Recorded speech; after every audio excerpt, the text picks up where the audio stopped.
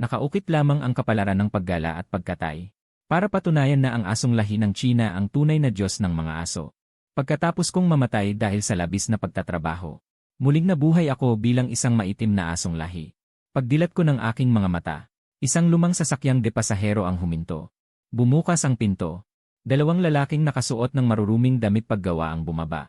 May hawak na mahabang tukod na may alambreng silo. Hindi maganda. Mga profesional sila.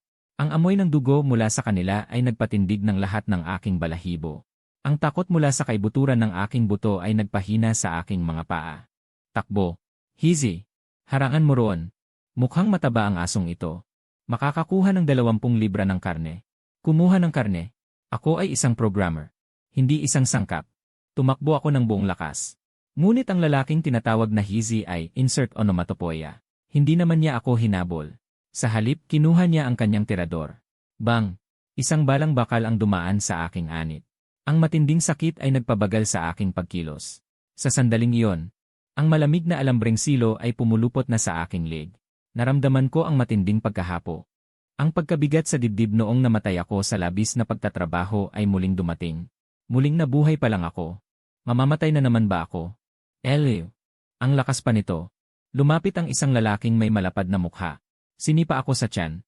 Ang matinding sakit ay nagpaikli sa akin. Magandang lahi ito.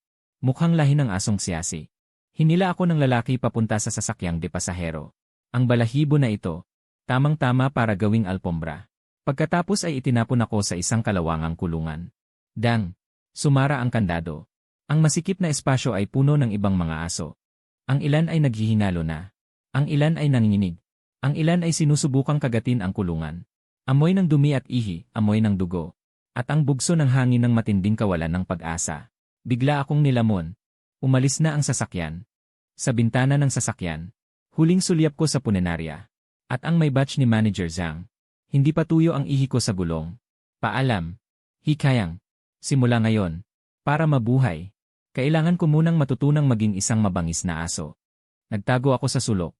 Dinilaan ko ang sugat sa tiyan ko. Sobrang sakit. Pero nagpapagising ito sa akin. Hindi ako pwedeng magpatalo. Sa nakaraang buhay ko, nagtrabaho ako hanggang sa mamatay. Kaawa-awa yon. Kung gagawin akong hotpot na karne ng aso sa buhay na ito. Isa yung katatawanan. Ako, si Hikyang. Kahit maging aso pa ako. Ako pa rin ang magiging hari ng aso na ngumunguya at lumalamon sa lalamunan ng kapalaran. Sumunod, umalog ang van ng 2 o 3 oras. Halos mabali na ang katawan ko. Mabigat ang atmosfera sa loob ng van. Maliban sa ilang daing, sumuko na ang ibang aso. Pero iba ako. Ako ay isang asong nakapag-aral. Tinitigan ko ang kulungan. Gawa sa magaspang na kawad. Ang lock ay isang bolt lang. At may nakapalibot na alambre. Matatanggal ito ng tao sa loob ng 3 segundo. Pero para sa mga kuko ng aso, mas mahirap pa sa pag-akyat sa langit. Biglang huminto ang sasakyan. Isang mas matinding pag-alog. Nakarating na. Iskarga. Binuksan ang pinto ng sasakyan. Nakakasilaw ang sikat ng araw. Isa itong abandonadong babuyan sa isang liblib na lugar. 2 metro ang taas ng bakod. Puno ng basag na bubog sa ibabaw. Mabahong amoy sa bakuran. Ang lupa ay kulay matingkad na pula. Sinimulan ng ilang malalaking lalaki na kaladkarin ang mga kulungan. Nagwawala at nagpupumiglas ang kulay dilaw na aso sa katabing kulungan. Tarantado. Kinuha ng lalaking tinatawag na Hizi ang bakal na tubo at itinurok ito. Isang malakas na sigaw. Nanghina ang dilaw na aso. Dumudugo ang ilong at bibig. Nang makita ko ito, agad kong isiniksik ang aking buntot sa pagitan ng aking mga binti. Ibinaba ko ang aking ulo. Kailangan kong magpanggap na mahina ngayon. Ang itim na ito ay medyo masunurin. Sinulyapan ako ni Hizi. Agad niya akong itinapon sa sulok kasama ang kulungan. Itatago kita para inumin nigang mamayang gabi. Malambot ang karne. Bumigat ang aking puso. Mamayang gabi. Nasa itaas pa rin ang araw. Mayroon na lang akong 4 o 5 oras. Inilagay ang kulungan. Nasa pinakailalim ako. Ang masama ay maaaring tumulo ang ihi mula sa itaas. Ang maganda ay narito ang anggulo ng paningin. Hindi nagtagal, nagsimula silang maghasa ng kutsilyo at magpakulo ng tubig sa bakuran. Kinikilabutan ako sa tunog ng paghahasa. Kailangan kong iligtas ang aking sarili. Sinubukan kong gamitin ang aking mga kuko upang kalasin ang trangka. Hindi pwede. Subukang abutin gamit ang ngipin. Ngunit napakaliit ng mga butas ng kulungan. Hindi ko maabot. Talaga bang magiging isang kalderetang baboy ako? Nawawalan na ako ng pag-asa. Nang bigla kong makita ang isang kalawang na alambre na naputol sa ilalim ng kulungan. Naputol na ang welding sa ilalim. Nakakurba ang matulis na dulo papasok. May naisip ako. Tinitiis ko ang sakit. Marahas kong binangga ang naputol na bahagi gamit ang aking katawan. Nagwawala ang itim na aso. May tumingin sa akin. Agad akong tumigil. Humiga ako sa lupa at nagpanggap na mahina. Natakot siguro. Nang tumalikod siya, nagpatuloy ako sa pagbangga. Sa wakas, bumaluktot ang alambre. Nagpakita ng siwang na kasinlaki ng palad, ngunit hindi pa sapat. Hindi pa rin ako makalabas. Kailangan ko ng mas malaking panlabas na puwersa. Dumating agad ang pagkakataon. Maganda ang kalakal ngayon. Sabi ng kalbong lalaki habang umiinom. Makakabenta ng maganda ang German Shepherd na yon. Maganda rin yang itim. Itinuro ako ni Hizzy. Ngunit ang aking target ay hindi ang mga susi sa kanilang baywang, kundi ang pliers sa tabi ng kanilang mga paa. Wala pang kalahating metro ang layo sa akin. Kapag nakuha ko yon, mababaklas ko ang alambre. Pero paano ko makukuha? Siguradong mahahalata kapag diretsong inabot. Kailangang magkagulo. Kaya tumingin ako sa mga kasama ko sa kulungan sa itaas. Isang baliw-baliw na Teddy. Bigla akong tumayo at sumigaw ng malakas sa kanya. Agad na nagalit ang Teddy. Nagwawala at sumisigaw. Direkta itong nagdulot ng sunod-sunod na reaksyon. Sumigaw rin ang ibang aso. Nakakabinging ingay. Tumayo si Hizzy at kumuha ng bote ng alak para ihampas. Ngayon na, samantalahin ang sandali na natakpan ang kanyang paningin nang tumayo siya. Mabilis kong iniunat ang aking kuko at isinabit ang hawakan ng pliers. Hinihila pabalik ng paunti-unti. Pak! Bumagsak ang bote ng alak sa kulungan sa itaas. Hinalo ng bubog ng bote ang ihi ng nakakatakot na Teddy. At nabuhos sa akin. Pero hindi ko alintana. Ang pliers. Naipasok na sa kulungan. Tumalikod ako para takpan. Kinagat ko ang isang dulo ng pliers. At ikinabit ang kabilang dulo sa putol na bahagi ng alambre. Prinsipyo ng lever, kapag mas mahaba ang braso ng puwersa, mas madaling gumawa ng trabaho. Ang kaalaman na natutunan ko sa nakaraang buhay ko ay nagligtas sa buhay ko sa buhay na ito. Sa aking buong lakas, may narinig akong mahinang kaluskos. Nabaklas ang ilalim ng kulungan at nagkaroon ng malaking butas. Puno ng kalawang at lasa ng dugo ang bibig ko. Malapit nang mabasag ang mga ngipin ko. Pero hindi ako nagmadaling lumabas, kailangan kong maghintay. Maghintay na dumilim palalo. O kaya ay malasing pa sila. Lumulubog na ang araw. Pulang-pula na ang mukha ng dalawa sa kalasingan. Paborador na naglakad si Hizzy papunta sa sulok para umihi. Habang nakadapa naman sa mesa ang kalbo. Humihilik ng malakas. Pagkakataon. Parang igat akong lumusot sa sira. Kumiskis ang alambre sa kaliwa kong tainga, bili-bili. Agad na bumulwak ang dugo, bili-bili. Pero hindi ako umimik, bili-bili. Kung tatakbo ako papunta sa malaking gate, katumbas noon ay kamatayan. Sa halip, sumugod ako kay Hizzy na umiihi. Nakasabit sa baywang niya ang mga susi. Tahimik akong lumapit sa likuran niya. Bigla akong lumundad. Kinagat ko ang kumpol ng mga susi. Saka ko hinila ng malakas. Aray! Vocal. Napapitlag sa gulat si Hizzy. Naihi sa kanyang pantalon.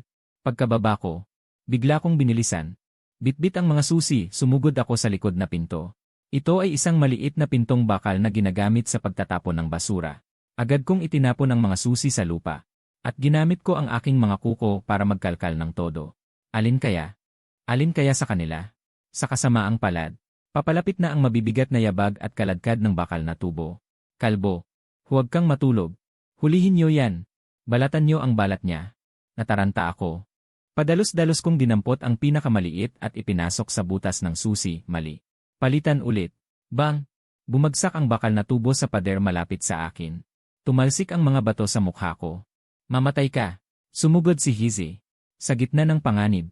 Binitiwan ko ang mga susi. May kalawang na bakal sa ibaba ng pinto. Mukhang manipis. Kung hindi mabubuksan, edi babanggain.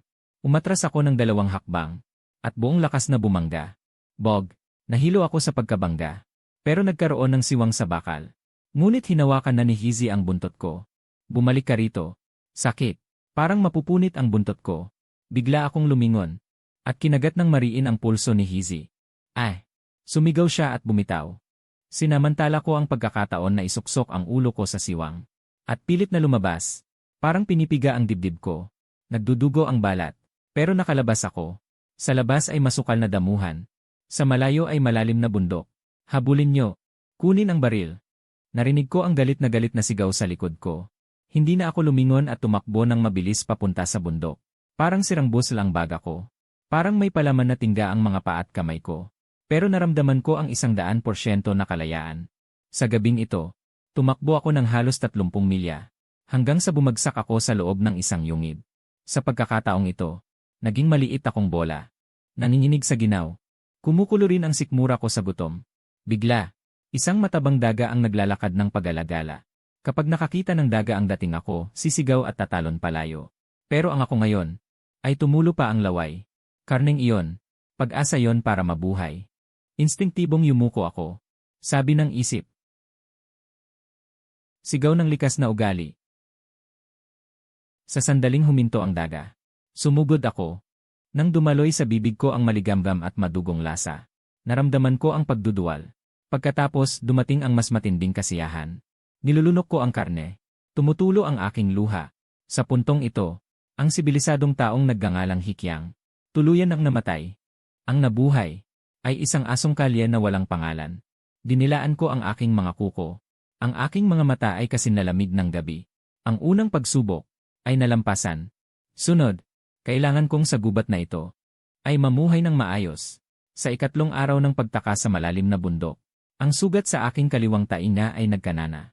Ang kaliwang tainga ay nabubulok na parang isang pulang init na bakal. Sobrang sakit. Ang mas masahol pa ay ang lagnat. Pakiramdam ko'y isa akong gumagalaw na uling. Kahit ang hininga ko ay mainit. Sa ngayon, nakahiga ako sa ilalim ng lumang puno ng akasya. Ang paningin ko ay lumalabo. Sunod-sunod ang mga ilusyon. Minsan, ito ay ang kape sa harapan. Minsan, ang daga na kinain ko ay sumasayaw ng ballet. Grumble. Ang dagundong ng aking tiyan ay nagpabalik sa akin sa realidad. Ang init ng dagang iyon ay naubos na. Sinubukan kong manghuli. Ngunit minamaliit ko ang aking sarili. Ang mga ligaw na manok ay mas matalino kaysa sa inaakala ko. Kahapon, naghintay ako ng halos kalahating araw at isang balahibo lang ang nakain ko. Hindi maaari. Kailangan kong bumaba ng bundok. Kung mananatili ako sa bundok, mamamatay ako sa gutom o mabulok ang sugat. Bagaman may mga dog trafficker, city enforcers, at mapagpanggap sa paanan ng bundok. Ngunit mayroon ding mga at lasi na gamot. At mayroon ding mga tirang pagkain sa mga basurahan. Bilang isang muling ipinanganak na aso na may dignidad, itinakda ko ang isang limitasyon. Hinding-hindi ako maghahalungkat sa basurahan. Ngunit kapag nagugutom na ang aking tiyan, ang ilalim na linya ay maaaring iakma. Tanghali, naghihila-hila akong bumaba ng bundok. Biglang may lumutang sa hangin na isang amoy na nagpatindig sa aking balahibo. Amoy ng dugo, amoy ng pawis. At may mga asong sabik na liyen. Aw-aw. Mga ungol at tahol ay nagmula sa kabilang gilid ng libis. Hindi basta-basta tahol. Ito ay mga asong pangaso na tunay na nakakita na ng dugo. Tiniis ko ang sakit. Tahimik akong lumapit bibili. Sa dalisdis na may damo. 4 na asong pangaso na may suot na kulay kahel na tactical vest. Ay pumapalibot sa isang baboy ramo na may bigat na halos 100 gin. Hindi malaki ang baboy. Ngunit ito ang pinakamabangis at may pinakamalakas na puwersa. Isang lalaki na nakasuot ng damit pangtrabaho ang nagdidirekta sa tabi. Pigilan ni Dogo ang ulo, si Kingpi ang kukuha sa likod, huwag basta sumugod. May kasama rin siyang matandang lalaki na may dalang first aid kit. Ito ang grupo ng tagapagtanggol ng mga magsasaka. Kinabahan ako. Isang legal na organisasyon. Eksklusibong humahawak sa mga hayop na sumisira sa mga pananim. Sa mundong ito, sila ang regular na hukbo ng mundo ng mga aso. Kung makapasok ako, bigla, nagbago ang sitwasyon. Ang baboy ramo ay napikon. Sinubukang umatras. Sa halip ay ginamit ang lupain. Isang biglaang pag-atake. Ang pangil ay marahas na sumugod sa asong pangaso na tinatawag na Kingpi. Hindi nakaiwas si Kingpi. Umatras na sumisigaw. May nabuksan sa paligid. Matalino ang baboy ramo. Sinamantala ang pagkakataon. Tumakbo ng mabilis bibili. Direktang sumugod sa siwang. Ang direksyon ay ang daanan patungo sa bukid ng mais. Kapag nakapasok ito, mahirap itong hulihin. At maaaring makapinsala sa mga magsasakang nagtatrabaho. Masama, harangan nyo ito. Sigaw ng lalaki. Ngunit paano ito mahahabol ng 2 paa? Huli na rin ang iba pang mga asong pangaso. Malapit nang sumugod ang baboy ramo sa bukid ng mais. Katibayan ng katapatan. Dumating na. Pinapanood ko ang baboy ramo mula sa dalisdis bibili. Tumatakbo ito ng diretsyo bibili. Malaki ang momentum bibili. Mahirap ang liko bili-bili. At sa daan na kailangan nitong tahakin. May umbok na bato. Ngayon na. Kinakalap ko ang lahat ng natitirang lakas ko bili-bili. Mula sa mataas na lugar, bigla akong sumugod pababa. Parang isang itim na bomba. Hindi ako tanga para kagatin ang leg. Masyadong makapal ang balat doon. Ang target ko ay ang kasukasuan ng kanyang mga binti sa harap. Sa mismong sandali na dumadaan ito sa ibabaw ng bato, mariin kong binangga ang kanyang kaliwang binti sa harap. Gamit ang lakas ng pababang pag-atake, bigla kong inihiwalay. Agad na nawalan ng balanse ang baboy ramo. Gumulong palabas na parang bowling ball. Nakatihaya. Sunod-sunod ang daing. Matagumpay ang isang atake. Agad kong binitiwan at lumayo. Hindi nagtagal. Ang kamalayan sa pagpoposisyon sa paglalaro sa nakaraang buhay. Nagagamit ko na sa buhay na ito. Vocal saan galing ang aso. Nagulat ang lalaki. Ngunit napakabilis niyang nakatugon. Samantalahin ang hindi pa pagtayo ng baboy ramo. Mabilis siyang sumugod. Ang bakal na kutsilyo ay eksaktong tumusok sa posisyon ng puso. Yare! Bahagyang nanginig ang baboy ramo. Hindi na gumagalaw. Ang mga asong pangaso na nahuli sa huli ay lumapit. Sumisigaw ng galit sa cute Bilibili. Samantala ako, umatras na sa bato na 10 metro ang layo. Nakaupo ng tuwid.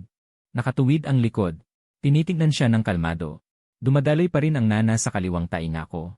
Ngunit matatag ang aking mga mata bilblay. Sumusugal ako.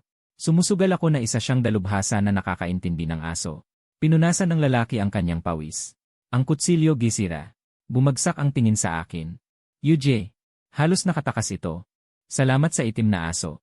Lumapit din ang matandang lalaki na may dalang first aid kit. Malubha ang sugat. Ang lalaking tinatawag na UJ ay dahan-dahang lumapit. Lumuhod siya 3 metro ang layo. Nakatingin sa akin ng magkapantay. Ito ay 1 kilos ng pagpapakita ng mabuting kalooban. Ang purong itim na nakatayong tainga ay magandang tanda. Tinitigan niya ang aking mga mata. Ang pagkakataong sumugod ko kanina ay mas eksakto pa kaysa sa isang special forces. May kakaiba sa asong ito. Tiningnan ko siya. Bahagyang ikinaway ko ang aking buntot. Napakaliit na galaw. Pagkakaibigan. Ngunit hindi sobra. Aw-aw. Bigyan mo ako ng makakain at sasama ako sayo. Tila naintindihan ni Yuje. Kumuha siya ng hotdog mula sa kanyang bulsa. Binalatan niya ito at iniabot. Hindi ako sumugod. Sa halip ay dahan-dahan akong lumapit. Inamoy ko muna ang likod ng kanyang kamay. Pagkatapos ay marahan ko itong kinagat. Nilunok ko ito sa 2 o 3 subo. Ang bango. Kahit sira na ang kaliwang tainga. Mayroon pa ring ganitong reaksyon. Tiningnan itong mabuti ng matanda. Kailangang gamutin. Kung hindi ay masisira. Inabot ni Yuje ang kanyang kamay upang hawakan ang aking ulo. Nag-alangan ako ng 0.1 segundo. Yumuko ako upang hayaan siyang hawakan ako. Sige, sumama ka sa akin. Magaspang ang kanyang kamay. Malalim ang kanyang boses. Sa buong buhay ko, hindi pa ako nakakita ng ganito katalinong asong gala. Kung mayroon akong isang kagat ng karne, magkakaroon ka ng isang kagat ng sabaw. Ang batong nasa puso ko. Sa wakas ay gumaan. Tumayo ako. Sumunod sa kanya. Nakihalubilo sa mga asong pangangaso. Si King P ay nagpakita ng kaunting galit at ipinakita ang kanyang ngipin sa akin. Hindi ko ito pinansin. Bata pa. Magkakapareho na tayong lahat ng trabaho sa hinaharap. Mahalagang mapabuti ang iyong relasyon. Ngunit ang paunang kondisyon ay kailangan mong magkaroon ng lakas. Hinihila ng paglubog ng araw ang mahabang anino. Tinitigan ko ang aking sirang anino sa lupa. Alam kong ang miserableng buhay na ito ay nailigtas pansamantala. Ang base ng pangangalaga ay nasa hangganan ng lungsod at kanayunan. Sa isang abandonadong elementarya. Pagpasok pa lang sa gate, ang dumi, gasolina, langis at pawis ay magkahalo. Ang palaruan ay ginawang lugar ng pagsasanay. May mga balance beam, springboard, at isang grupo ng mga hadlang na hindi ko alam ang pangalan. Inasikaso muna ni Lao Wu ang kanyang mga sugat. Dinala ako ni Kuya Yu sa medical room. Ngayon ay veterinaryo na. Binuhat niya ako sa malamig na stainless steel na mesa. Medyo natatakot ako sa taas. Ngunit pinigilan ko ang sarili ko at hindi gumalaw. Ang sugat ay binuksan ng alambre. Malala na ang pagkasira. Nagsuot ng gloves si Lao Wu. Kinuha ang gunting. Kailangang gupitin ang bulok na laman bago tahiin. Kuya Yu, hawakan mong mabuti. Ang sakit nito ay sapat na upang tiisin. Iniin ng malaking kamay ni Kuya Yu ang aking leg at likod. Magtiis ka, Hizi. Kung gusto mong sumigaw, huwag kang gumalaw. Humina ako ng malalim. Pumikit ako. Sige, ang sakit ng paggawa at pag-revise ng ED noong nakaraang buhay ay tiniis ko na. Ano ang halaga ng kaunting pisikal na sakit na ito? Nang gumupit ang gunting, nanigas ang buo kong katawan sa sakit. Para bang may direktang tumutusok na karayom sa aking utak. Ngunit mahigpit kong kinagat ang chewing gum na isinaksak ni Lao Wu sa akin. Hindi ako sumigaw. Wow! Ang tapang. Tumigil si Lao Wu. Ang ordinaryong aso ay umihi na sana. Hindi man lang umungol ang isang ito. Sinabi ko na nga ba na masama ang isang ito? May bahid ng paghanga sa boses ni Kuya Yu. Mas pahirap pa ang pagtahi. Hindi gaanong umepekto ang anesthesia. Malinaw na malinaw ang pakiramdam ng karayom na tumutusok sa balat. Tinitigan ko ang mga mansa ng amag sa kisam. Iniisip ko sa aking isipan ang tatlong pinakamasakit na bagay sa aking nakaraang buhay. Ang pagpasok sa trabaho. Gumising ng maaga para magtrabaho. Matulog ng maaga para gumising ng maaga para magtrabaho. Sa wakas, naputol na ang huling tali. Tapos na. Sinabuyan ako ni Lao Wu ng asul na gamot sa tainga. Pagkatapos ay sinuotan ako ng napakalaking puti na plastic na Elizabethan collar. Iling-iling ko ang ulo ko. Tinitingnan ang malaking speaker sa gilid ng paningin. Lungkot na lungkot ang puso ko. Ang itsurang ito. Nakakahiya. Maligo na ang baho nito. Para kang kinukuha mula sa isang hukay ng tae. Tinapik ni Yuje ang puwetan ko. Sa gilid ng pool sa likod bahay. Nang dumaloy ang maligamam na tubig sa aking katawan. Gusto kong umiyak sa tuwa. Ito ang unang pagkakataon na ako ay naging malinis mula nang ako ay muling isinilang. Sulsupang sabon ang ginamit ni Yuje. Magaspang ang pagkuskos. Pero epektibo. Inalis ng bula ang makapal na dumi at dugo. Lalaki. Sinuri ni Yuje habang kinukuskos ako. Medyo payat ang katawan na ito, ngunit malaki ang buto. Malalim ang dibdib na ito. Tiyak na maganda ang kapasidad ng baga. May potensyal. Hinuhusgahan ng isang matandang lalaki. At kinukuskos ang mga kritikal na lugar. Bilang isang kaluluwa ng tao. Sumabog ang aking kahihiyan. Tinitigan ko na lang ang isang suso sa sulok ng dingding. Nagkunwari akong isang piraso ng kahoy. Mabilis na nakapagligo at natuyo. Sa salamin ako ay bagong-bago. Kahit na may suot akong nakakatawang speaker sa ulo. Balot ng gasa ang tainga ko. Ngunit hindi maitago ang sigla. Ito ba ang aso sa loob ng sistema? Talagang iba ang ugali. Dumating na ang oras ng hapunan. Nagdala si Lao Wu ng malaking stainless steel bowl. Hindi ito ang matigas na iya na inaasahan ko. Kundi mainit na espesyal na pagkain. Sabaw ng balangkas ng manok na may halong cornmeal at diced carrots. At ilang nakakaakit na piraso ng atay ng baboy. Kumain ka. Bagong dating. Tinitigan ko ang isang palangga ng pagkain. Gumulong ang aking lalamunan. Noong nakaraang buhay, ako'y mapili. Ngayon, sinasabi sa akin ng aking ilong ng aso, ito ay masarap. Ibaon ko ang aking ulo sa palanggana. Sumubo ng malaki. Ang pagiging malutong ng buto ng manok. Ang pagiging malambot ng atay ng baboy. Ang pagiging matamis ng harina ng mais. Naghalo sa bibig. Ang batas ng tunay na bango. Huli na pero dumating. Ang asong ito ay wala pang pangalan. Nakaupo si Lao Wu sa tabi at naninigarilyo. Anong ipapangalan? Dahey. Hizi. Masyadong pangkaraniwan. Yumiling si Yuje.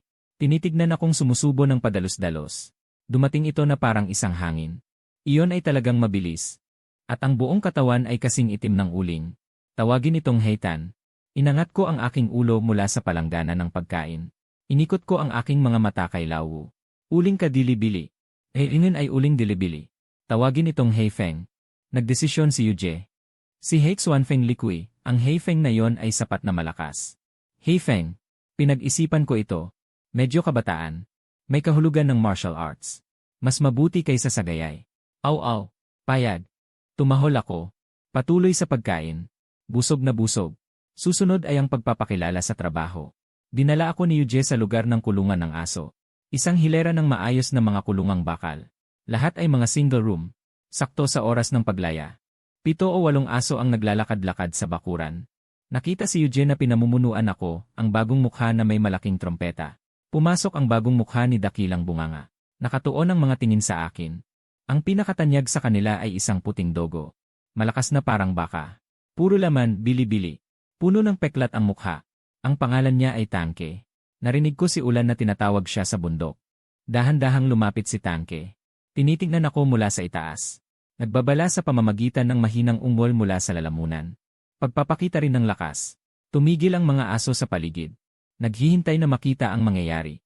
Dapat turuan ang mga baguhan ng pinuno. Ito ang patakaran. Nakatayo si Ulan sa isang tabi na nakahalukip-kip ang mga braso. Hindi balak makialam. May patakaran ang mga aso. Makakasama lang kung makikialam ang tao. Lumapit si Tangke para amuyin ang puwitan ko. Ito ang pagpapatunay ng katayuan sa mundo ng mga aso. Inaamoy ng malakas ang mahina. Kailangan tiisin ng mahina. Pero hindi ko matitiis. Tao ako, sinong matinong tao ang unang aamuyin ang puwitan sa pagkikita? Nang malapit nang dumikit ang ilong ni Tangke sa akin. Hindi ako umurong, ni hindi ko isiniksik ang aking buntot sa pagitan ng aking mga binti. Sa halip, bigla akong umikot. Gamit ang nakakahiyang kolar sa aking leg bilang sandata. Mariin kong sinunggaban ang kanyang baba. Nagbanggaan ang plastik at laman. Isang malat na tunog. Natigilan si Tank. Hindi niya akalain na ang isang tulad kong may sakit ay mangangahas lumaban. At gamitin pa ang kakaibang paraang ito. Naggalit siya sa galit. Bumuka ang bibig para kagatin ako. Umupo. Bigla akong bumuka ng bibig. Nagpakawala ng isang maikli, malakas, at ginagayang tono ni Yuji sa pagsasanay ng aso. Napatalon si Tank sa sigaw na yon. Nanaig ang reflex sa kanyang galit. Ang kanyang puwet ay kusang bumaba ng bahagya. Halos umupo talaga siya. Tumahimik ang buong paligid. Napatanga ang lahat ng aso. Natigilan din ako. Hindi ko akalain na ang paggamit ng otoridad ng iba ay talagang gagana. Habang naguguluhan pa rin si Tank, naglakad ako ng pakendeng-kendeng patungo sa puno sa gilid. Itinaas ko ang aking hulihang binti. Umihi ako, at sinadya kong tumayo sa aking mga daliri ng paa. Mas mataas ng 2 sentimetro ang ihi ko kaysa sa marka na iniwan ni Tank. Sa mundo ng mga aso, ang umihi ng mataas ay ang pinuno. Ibinaba ko ang aking binti. Tiningnan ko si Tank nang may paghamak.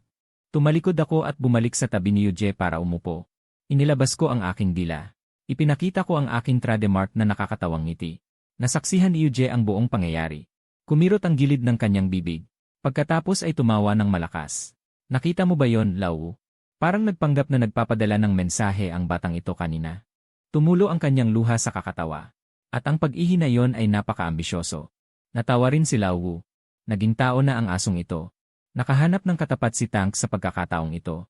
Nakatayo lang si Tank sa kanyang kinatatayuan. Tiningnan ang kanyang markang natakpan. Tiningnan din ako na nagmamayabang. Mukhang nagdududa sa kanyang pagiging aso. Parang ikatlong emoji sa listahan ng iyong telepono. Sa gabing iyon, tumira ako sa sarili kong silid. Nakaratay sa kahoy na kama na may lumang military coat. Pinakikinggan ang iba't ibang hilik sa paligid. Hindi ko maiwasang mangarap ng kinabukasan. Bagaman naging aso ako, ang mga araw na ito sa loob ng sistema, tila mas interesante kaysa sa inaasahan ko. Walang ile dito. Walang workplace ile. Tanging ang pinakadirektang lakas at kahinaan at ang pinakadalisay na partnership. Ngunit alam ko, pansamantala lamang ang kapayapaan. Sa sandaling makapasok ako sa grupo ng proteksyon ng agrikultura, ang naghihintay sa akin ay hindi mga tirang pagkain sa basurahan, kundi ang mga tunay na uhaw sa dugong hayop sa bundok. Sa sandaling ito, ang kaunting dugo sa aking katawan ay bahagyang kumulo pagkatapos ng mahabang panahon. Magandang gabi. Hifeng. Bukas. Isa na namang bagong araw. Sabi nila, 100 araw bago gumaling ang bali. Iyon ay kasabihan ng tao. Para sa isang asong katulad ko na kumakain ng espesyal na gawa ni Lau, na pagkain ng aso na labis na nakapagpapalusog, ang bilis ng paggaling ay parang may kapangyarihan. Pagkatapos ng kalahating buwan, isang tunog ng tea-crack, pinutol ni Lau ang kolyar ng kahihiyan sa aking leg. Ang buong mundo ay biglang lumuwag. Iniling ko ang aking ulo. May nawawalang parte sa aking kaliwang tainga. Pero sabi ni Lau, proteksyon daw yon sa malas. Mukha na raw akong mas mabagsik. Blackwind, simula ngayon, kailangan mo ring sumama sa morning exercise. Sabi ni Yu habang nagtatali ng kanyang sintas ng sapatos. Morning exercise. Ito ay isang hindi nababali na patakaran ng grupo ng mga tagapagbantay. Tuwing alas 5 ng umaga, takbo ng 5 kilometro. Sa unang kilometro, nakakasabay pa ako dahil bago pa sa akin. Sa huli, hindi na. Ang nangunguna ay palaging isang mabigat na tangke, isang dogo. Para siyang walang pagod na perpetual motion machine. Dila niya ay nakalawit habang tumatakbo ng maayos sa kaliwa ni Yu. Sumusunod ng malapit sina King P at 2 taikang hound. Samantalang ako, isang asong gumagaling pa lang sa sakit at sa nakaraang buhay ko pa ay palaging nakaupo lang na dating empleyado ng opisina, ay huling-huli sa grupo. Parang sasabog na ang aking baga. Lumingon sa akin ang tangke. Ang tingin na iyon ay may 3 parte ng panunuya, 3 parte ng kawalang damdamin, at 4 na parte ng kapabayaan. Sinasadya niyang bagalan. Nang habulin ko siya ng hinihingal, bigla siyang bumilis. Ang buhangin na itinapon ng kanyang hulihang paa ay tumama sa aking mukha. Yee! Iniluwa ko ang buhangin. Ang away na ito ay lumaki. Pagbalik sa kampo. Oras ng almusal. Ito ang pinakamalinaw na oras ng pagkakahati-hati sa antas ng mga aso. Pagkaalis ni Yu at Lau pagkatapos magbigay ng pagkain sa mga mangkok, ang batas ng gubat ay agad na magkakabisa. Maganda ang mood ni Lau ngayon. Sa bawat mangkok ng kanin ay may kasamang malaking buto na may laman. Kakain pa lamang ako. Isang malaking anino ang bumalot sa akin. Nakatayo si Tank sa harap ng aking mangkok ng kanin. Matagal nang walang laman ang kanyang mangkok. Diretso niyang nilulunok ang kanyang kinakain. Tinitigan niya ang aking buto. Isang mahinang ungol ang lumabas sa kanyang lalamunan. Bahagyang tumayo ang balahibo sa kanyang likod. Ito ay senyales na atake siya. Tumigil sa pagsasalita ang mga nasa paligid. Tahimik silang lumayo. Sa mundo ng mga aso, ang pinuno ay may karapatang unahin. Kung gusto niyang agawin, kailangan mong magparaya. Kung ikaw ay tunay na katutubong aso, dapat mo nang ikuyog ang iyong buntot at ipakita ang iyong tiyan. Ngunit habang tinitingnan ko ang matabang mukha ni Tank na ako ang pinakamalaki, biglang sumiklab ang galit sa aking puso. Sa nakaraang buhay, inaagaw ng leader ang aking kredito. Inaagaw ng kliyente ang aking plano. Ngayon na aso na ako. Kahit isang buto ay agawin pa rin. Hindi ko kaya. Ngunit hindi ako tanga para sumugod at mangagat. May utak ako ng tao. May 16 na taon ng edukasyon at maraming taon ng karanasan sa trabaho. Mas mabigat si Tank sa akin nang hindi bababa sa 20 libra. Ang direktang laban ay kamatayan. Gagamit ako ng mas mababang taktika, manloko. Sa mismong sandali na ibubuka ni Tank ang kanyang bibig para isubo sa aking mangkok ng kanin. Kumilos ako. Hindi ko ipinagtanggol ang aking pagkain. Sa halip, umatras ako ng isang hakbang. Napagkamala ni Tank na ako ay duwag. Lalong tumindi ang kanyang panunuya. Nagpabaya siya. Yumuko siya para sunggaban ang buto. Sa mismong sandali na natakpan ng mangkok ng kanin ang kanyang paningin. At sumulong ang kanyang sentro ng balanse. Sumalakay ako. Hindi ko kinagat ang leg. Hindi ko kinagat ang binti. Ang pinuntirya ko ay ang pagitan ng kanyang mga hulihang binti bili-bili. Ang dalawang kumakawag-kawag at walang kamalay-malay na itlog. Pasensya na kapatid. Ang digmaan ay hindi mapili sa pamamaraan. Sumugod ako na parang ahas. Hinanap ko ang tamang anggulo. Hindi gaanong magaan, hindi rin gaanong mabigat. Crack! Siyempre, kailangan talagang seryosohin. Magiging katrabaho pa tayo sa hinaharap. Kung tuluyan kong sirain, papatayuin ako ng balat ni Kuya Yu. Ang ginamit ko lang ay ang mga ngipin sa harap. Tumpak na dumikit lang. Sapat na yon. Isang nakakakilabot at sintunadong sigaw ang pumunit sa himpapawid ng kampo. Ito ay isang sakit na kayang damhin ng lahat ng lalaki, lagpas pa sa uri. Ang malaking katawan ni Tank ay biglang tumalon. Kumibot-kibot sa ere bago bumagsak ng malakas. Ikinapit nito ang mga binti sa likod. Umaagos ang luha at sipon nito. Bumubulong ito na parang tuta. Natulala ang lahat ng aso sa paligid. Hindi napansin ni Kingpin na nahulog ang buto sa bibig niya. Habang gumugulong si Tank sa lupa at nagtatanong sa kanyang pagiging aso. Dahan-dahan akong lumapit. Kinuha ko ang buto sa mangkok ko. Nilinis ko rin ang natirang karne sa mangkok niya. Tapos, lumapit ako kay Tank na nanginginig pa rin. Nakataas ang tingin. Inilahad ko ang aking kuko. Dahan-dahan kong idiniin sa ulo niya. Aw-aw. Sumusuko ka na ba? Sobrang sakit kay Tank na lumabas ang kaluluwa niya.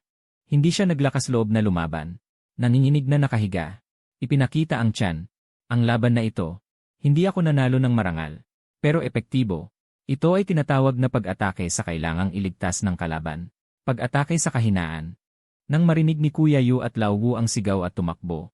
Ito ang nakita nila. Ang dating walang talong si Dogo na si Tank. Nakaupo sa sulok, nanginginig. Walang laman ang mga mata. At ang bagong dating na payat na askal na si Heifeng. Nakahiga sa lugar at eleganteng ngumunguya ng buto. Sa tabi nito, si Kingpi at Taikang ay dinidilaan ang balahibo nito na may paghanga. Anong nangyayari? Nganga si Lao Wu. Tinalo ni Heifeng si Tank. Ang laki ng pinagkaiba sa timbang. Sumimangot si Kuya Yu at sinuri si Tank. Napansin kong maliban sa mga itlog niya, medyo rithi. Walang sugat sa katawan niya. Nagtataka siyang tumingin sa akin. Sakto namang nagtama ang mga mata namin, ang aking mga inosente at malinaw na malalaking mata. Nakakatakot. Bulong ni Yuje. Mukhang bihasa sa laban ng itim na hangin na ito. Simula noon, nagbago ang ayos ng base eh. Sa pangalan, si Tank pa rin ang pinuno ng mga aso. Siya ang nangunguna sa paglusob ietay. Ngunit sa oras ng pagkain, pagtulog at pagpapahinga. Lahat ng aso ay walang malay na titingin sa aking reaksyon. Si Tank ang naging pangunahing tauhan ko bili-bili. Kapag nagingisi ako, ititiklop niya ang kanyang likurang mga binti bilibil. At nakangiting iaalis ang kanyang posisyon, yay bili-bili. Ngunit hindi ako nagmayabang. Alam kong pansamantala lamang ang posisyong ito. Para maging matatag sa grupo ng mga asong pangaso. Hindi ito dahil sa panloloob sa mga itlog niya. Kundi dahil sa tunay na mga nagawa sa laban. Dumating agad ang pagkakataon. 3 araw pagkatapos, sa gabi. Isang 5-ling hongguang na puno ng putik ang pumasok sa base. Bumaba ang isang magsasaka na mukhang nag-aalala, bili-bili. Tulungan niyo ako, Kapitan Zhang. Bumalik na naman ang mga baboy ramo. Giniba nila ang 2 ektarya ng maisan ko kagabi. Siguradong babalik sila ngayong gabi. Nang marinig ito, sumimangot si Yuje. Pinatay ang sigarilyo. Kunin mo ang gamit, Lao. Sumakay kayo sa sasakyan, Black Wine, Tank, Kingpi. Sa isang utos, biglang nagbago ang kapaligiran sa base. Ang mga aso na kanina lang ay nagpapakasaya sa araw at nagkukuto ay biglang nagalit. Umuungal ng may pananabik. Ako rin ay puno ng excitement. Sa wakas, magsisimula na ang trabaho. Tumalon ako sa likod ng pick-up. Humahaginit ang hangin sa aking mga tainga. Habang pinagmamasdan ko ang paatras na base. Tahimik akong nagdasal sa aking isip. Hikyang, huwag mong ipahiya ang mga muling ipinanganak. Ngayong gabi, oras na para sa iyong pagtatanghal. Mabilis ang takbo ng pick-up sa baku-bakong daan. Si Tank ay masayang-masaya at hinihingal. Si Tank ay tuwang-tuwa at humihingal, bili-bili. Tumalsik ang laway sa mukha ko, bilib guy. Mas kalmado si Kingpi. Nakatingin lang sa dilim sa labas ng sasakyan. Paminsan-minsan ay sumisinghot. Si Yuji ay nakaupo sa driver's seat. Mula sa radyo ay narinig ang boses ni Lao. Ayon sa impormasyon ng mga taga-baryo, ang grupo ng mga baboy ramo ay tinatayang may 5 o 6. Ang pinuno ay isang babaeng baboy. Hindi nakita ang baboy ramong hari na may isang mata. Copy, basta't hindi ang matandang iyon. Kaya natin kaya. Kalmado ang boses ni Yuje. Hindi nagtagal. Huminto ang sasakyan sa gilid ng taniman ng mais. Patay ang makina. Patay ang ilaw. Biglang katahimikan. Tanging ang tahol ng aso at huni ng kuliglig sa malayo. Dahan-dahan sa pagbaba ng sasakyan. Kaming ilang aso ay tahimik na lumundag pababa. Mahalumigmig at mainit ang hangin. May halong lupa, matamis na amoy ng mais. Mayroon ding bahagyang amoy ng ihi, amoy ng katawan ng baboy ramo. Huifeng, huwag kang gumalagala, sumunod ka kay Tank. Pabulong na bilin ni Yuje. Habang sinusuri ang kutsilyo at flashlight sa kanyang kamay. Umikot ang mga mata ko. Sumama sa tangang malaki na yon. Baka mahulog pa ako sa kanal. Nagkubli kami sa damuhan sa gilid ng bukid. 2 oras din kaming naghintay. Nang halos manhid na ang mga binti ko. Isang kakaibang ingay ang bumasag sa katahimikan. Sha, katsak-katsak. Ito ang tunog ng mga tangkay na nabali at minunguya. Darating na. Wala pang 50 metro ang layo. Si Kingpi ang unang umungol bilang babala. Hindi na mapigilan ni Tank ang kanyang sarili. Nakakuyom ang lahat ng kanyang kalamnan. Gumagawa ng mababang ungol ang kanyang lalamunan na parang makina. Isang mahinang sigaw ni Yuje. Biglang binuksan ang malakas na flashlight. Pinunit ng sinag ng ilaw ang dilim. Nililiwanagan ang harapan. 5 itim na hayop ang nagtitipon para kumain ng mais. Ang pinakamalaking babaeng baboy ay parang isang maliit na bundok. Tinatayang 200 libra. Sa tabi ay may isang halos ng laki na barakong baboy. Iyon ay si Erzu. Ang mga pangil ay kumikislap sa ilalim ng ilaw. Sa tindi ng liwanag, natigilan ang kawan ng mga baboy ramo. Agad silang nagkagulo. Aw. Si Tank ay nanguna. Parang isang puting torpedo na dumiretso sa pinakamalaking inahing baboy.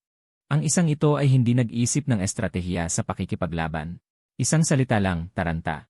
Tumalon ito at kinagat ang tainga ng inahing baboy, bili-bili.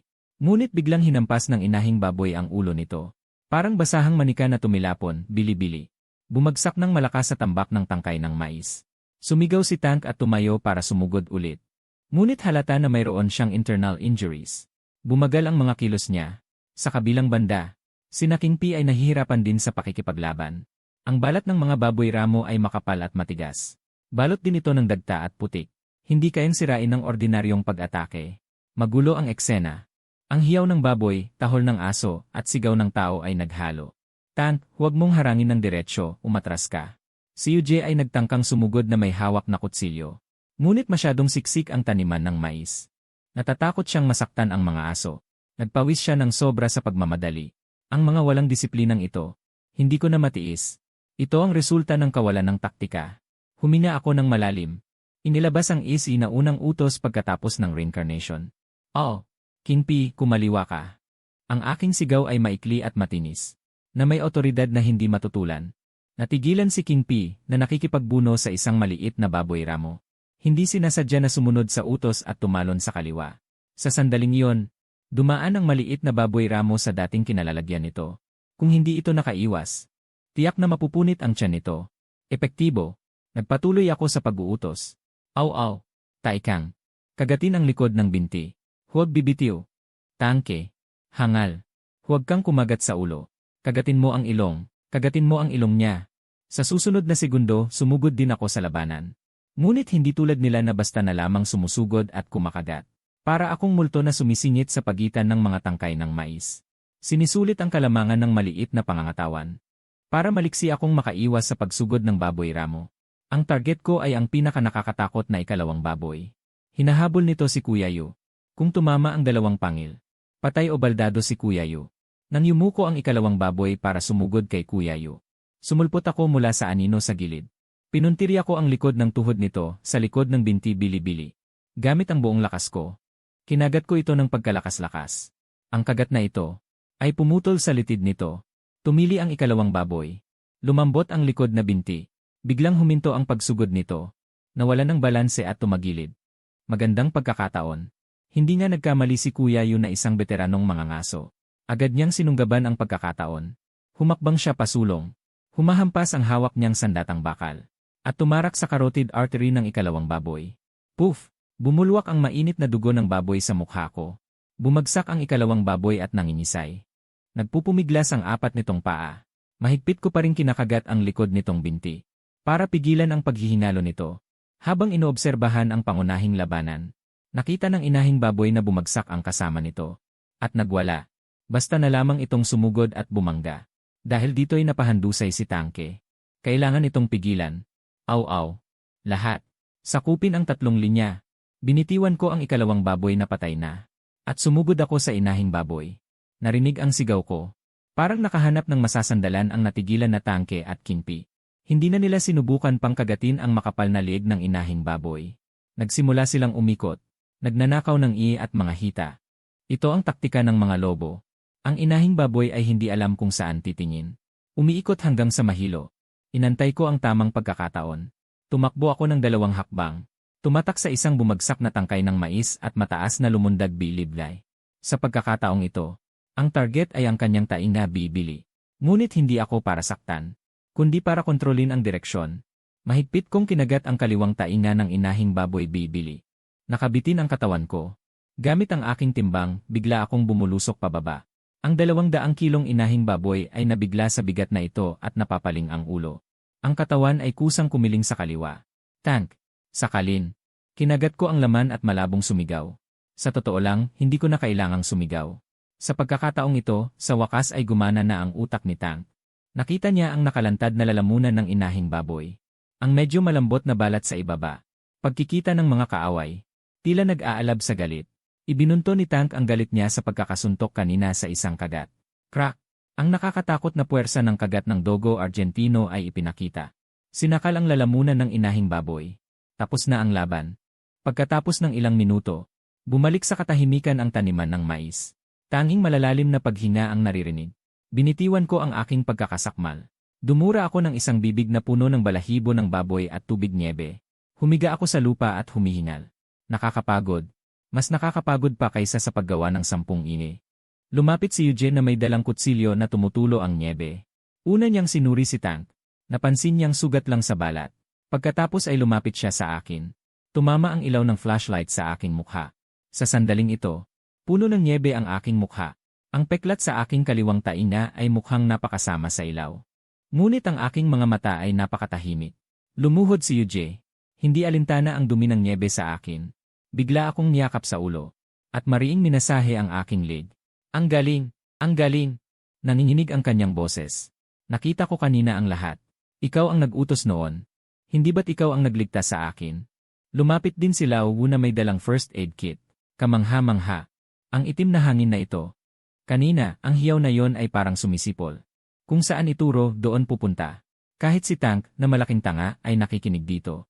Nakadapa si Tank sa tabi at dinidilaan ang kanyang sugat. Narinig ito at umungol ng mahina. Pagkatapos ay tumingin sa akin. Sa pagkakataong ito, walang pagsuway sa kanyang mga mata, kundi malalim na paggalang lamang. Ibaba niya ang kanyang ulo. At marahang kinuskos ang aking balikat. Ito ay pagkilala. Ito ay pagpapasakop. Hindi ko siya pinansin. Ginagamit ang aking ilong para kalabitin ang bulsa ni Eugene. Sigarilyo, gusto kong manigarilyo. Masyadong nakakagulat kanina. Kailangan kong pakalmahin ang aking sarili sa pamamagitan ng nikotina. Nagulat si Eugene. Naglabas ng sigarilyo at sinindihan ito. Huminga siya ng isa. Pagkatapos ay iniabot ito sa aking bibig. Gusto niyang makisama sa akin. Nagbibiro siya. Tinitigan ko ang sigarilyo.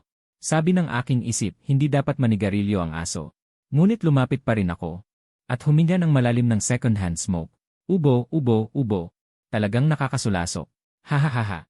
Tumawa ng malakas sina Yuje at Lawu. Sa sandaling ito. Sa maisa na ito na puno ng amoy ng nyebe. Tayo ay isang team. Sa daan pabalik. Tinatanggap ko ang pinakamataas na pagtrato, nakaupo sa passenger seat. Nakahiga sa likod ng truck ang dalawang malalaking baboy ramo. Sapat na para makakain ng ilang beses ang buong grupo. Nagmamaneho si Yuje habang sumusutsot ng isang awitin. Ang ganda ng pakiramdam ko. Nakadungaw ako sa bintana ng sasakyan.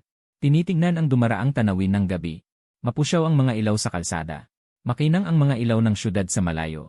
Naroon ang mga gusali ng opisina. Naroon ang mga empleyadong nag-o-overtime. Naroon ang mga kasamahang nagpapaligsahan para sa 5,000 pisong benepisyo. Ngunit dito, may mga kapatid, may pagkain, may tiwala sa isa't isa sa hirap at ginhawa. Bigla kong naisip, ang maging aso, parang mas masaya kaysa maging tao.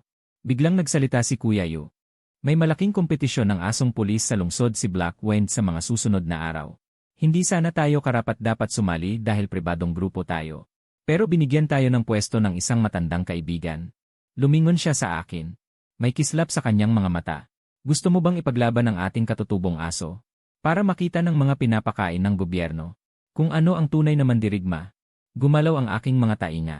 Paligsahan ng mga aso ng pulis. Putulin ang isang grupo ng mga bulaklak sa greenhouse. Tinitignan ko ang mukha ng aso na nakalarawan sa bintana ng kotse. Bahagyang tumaas ang sulok ng aking bibig. Nagpapakita ng ekspresyong kahawig ng panunuya ng tao. Aw-aw. Ayusin. Ilang araw pa lang ang nakalipas nang tulungan ko ang nayon sa problema sa mga baboy ramo. Nagpadala ang mga taga-baryo ng isang pleke ng pagkilala. Tuwang-tuwa si Kuya Yu na isabit ang pleke sa dingding ng kulungan ng aso. Ngunit ang aking pagkabalisa ay lalong tumitindi. Ang katawang ito ay sensitibo sa pagbabago ng panahon. Madaling araw ng malakas na ulan. Nagising ako dahil sa pangangati ng lumang sugat sa aking tainga. Awu! Gising din ang tangke sa katabing kulungan. Kinakabahang umiikot. Kinabukasan pagkasikat ng araw. Isang patrol car ang sumugod sa base. Dumating ang pinuno ng barangay at ang taga-baryo na humingi ng tulong dati. Parehong maputla ang kanilang mga mukha. Nanginginig na parang inililiglig. Kapitan Jiang, may malaking nangyari. Nanginginig ang boses ng punong barangay. Naglagay si matandang linang. Nahulog sa lupa ang sipilyo sa kamay ni Kuya Yu, bili-bili. Gawa ng baboy ramo. Pero hindi rin. Nanginginig na nagpaliwanag ang taga-baryo. Malakas ang ulan kagabi. Narinig ni Mang Lito na may ingay sa kulungan ng baboy. Akala niya ay magnanakaw. Kaya nagponcho siya at lumabas. Pagtingin niya kaninang umaga. Gumuho ang kulungan ng baboy. Patay ang 3 baboy. Lamas na ang mga lamang loob. At si Mang Lito, nakabitin sa puno sa likod ng burol. Nanlamig ako bigla. Hindi ito gawa ng ordinaryong baboy ramo. Ang pagbitin sa puno ay atlantarang panunukso. May nakita ka ba? Namumutla si Uje. Hindi ko maaninag pero ang bakas ng paa ay ganito kalaki. Nagpakita ng nakakatakot na bilog ang kapitan ng barangay gamit ang kanyang mga kamay. Huminga ng malalim si Uje. Si isang mata. Biglang tumigil ang hangin. Napatigil sa ere ang kamay ni Lau una naghahalo ng pagkain ng aso. Hindi na umikot si Tank. Kahit ang pinakagago na aso ay isiniksik ang kanyang buntot. Isang mata na haring baboy. Bangungot ng bulubunduking ito. Kunin ang mga gamit at pumasok sa bundok. Mahina ang boses ni Yu. Ngunit bawat salita ay bumagsak sa lupa. Pagdating sa lugar, ang amoy na pinaghalong nabubulok at madugo. Nagpasuka sa ilang aso sa lugar. Malalaking bakas ng paa sa maputik na lupa. Malaki na parang pinalo ng martilyo. May malalalim na bitak sa gilid. Pinigilan ko ang aking pagkaasiwa. Lumapit para magmasid. Base sa sitwasyon sa lugar. Tinantya ko ang kanyang timbang na higit sa 220 kilo. At marunong siyang mag-counter-surveillance. Hindi dumadaan sa diretsyo na daanan ng hayop. Kundi pinipili ang matigas na lupa. Habulin. Naggitngit ang mga ngipin ni Yuje. Sa paghinga, tinunton namin ito ng 5 kilometro. Pumasok sa isang makapal na palumpungan. Lubhang malabo ang tanawin. Biglang umihip ang hangin. Biglang nagsitayuan ang lahat ng balahibo ko. May mali. Nanggagaling sa gilid ang hangin. Ngunit ang amoy ay nagmumula sa likuran. Lumingon. Nasa likod ito. Sumigaw ako ng malakas bilang babala. Ngunit huli na. Sa makapal na damuhan, 10 metro sa likuran ko. Isang itim na bundok ng laman ang biglang sumulpot. Umikot pa ito. Para ambusihin kami. Boom! Ang bagay na yon ay parang isang itim na van. Ang lahat ng balahibo ay parang mga karayom na bakal. Ang kaliwang mata ay isang nakakatakot na itim na butas. Ang kanang mata ay kumikislap ng pulang ilaw. Ang mga pangil ay kasing haba ng mga karit. Ang sumalubong na si Tank ay tinamaan nito. Lumipad palabas na parang isang bala. Nabali ang isang puno. Agad na nawalan ng malay. Tank! Namula ang mga mata ni Yuje. Sumugod na may dalang kutsilyo. Huwag kang pumunta. Sigaw ni Lao Wu. Ngunit hindi pinapansin ng isang mata ang mga tao. Sinunggaban si Yuje. Masyadong mabilis. Hindi dapat magkaroon ng ganoong bilis ang laki na yon. Bahagyang nakailag si Yuje. Nasugatan pa rin ang hita ng pangil. Sraa! Napunit ang pantalon. Agad na lumabas ang dugo. Umungol si Yuje at bumagsak. Lumingon ang isang mata. Handa nang tapusin si Yuje sa pamamagitan ng pagyapak. Sa pagkakataong ito, kailangan ko ng kumilos. Kung mamatay si Yuje, mawawala ang pagkain ko. Hindi ako sumugod dito.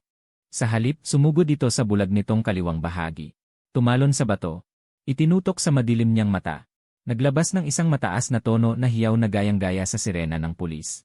Ang kasanayan sa pagboses sa nakaraang party ng kumpanya. Dito pa talaga nagamit. Biglang napahinto si Bugtong Mata.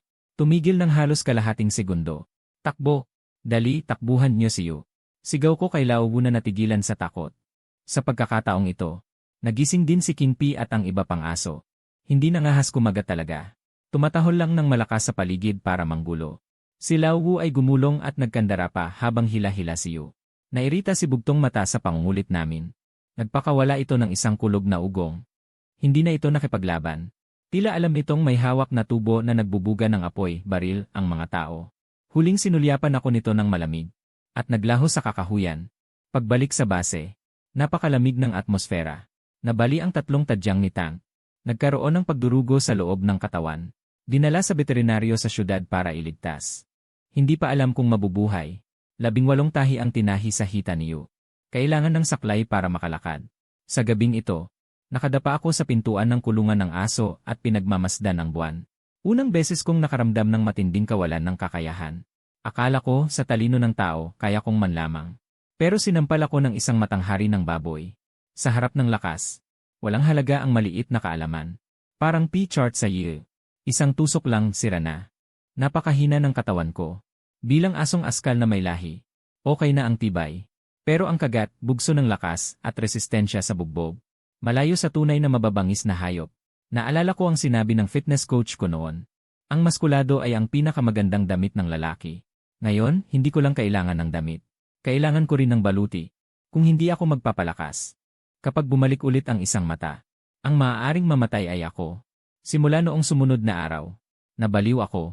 Alas 5 ng madaling araw, nagsimula akong mag-ensayo ng pagtakbo na may pabigat. Hinihila ang isang sirang gulong na may bigat na 10 kilo, na lumilikha ng malalim na baka sa maputik na lupa. Kahit na magasgas ang mga kuko ko, hindi ko nararamdaman ang sakit. Matapos tumakbo ng 5 kilometro, nagpatuloy ako sa pagsasanay ng paglundag at pagkakagat. Target na atake. Naglagay ako ng sirang tela sa puno sa taas na 1 metro't kalahati. Iyon ang posisyon ng carotid artery ni isang mata.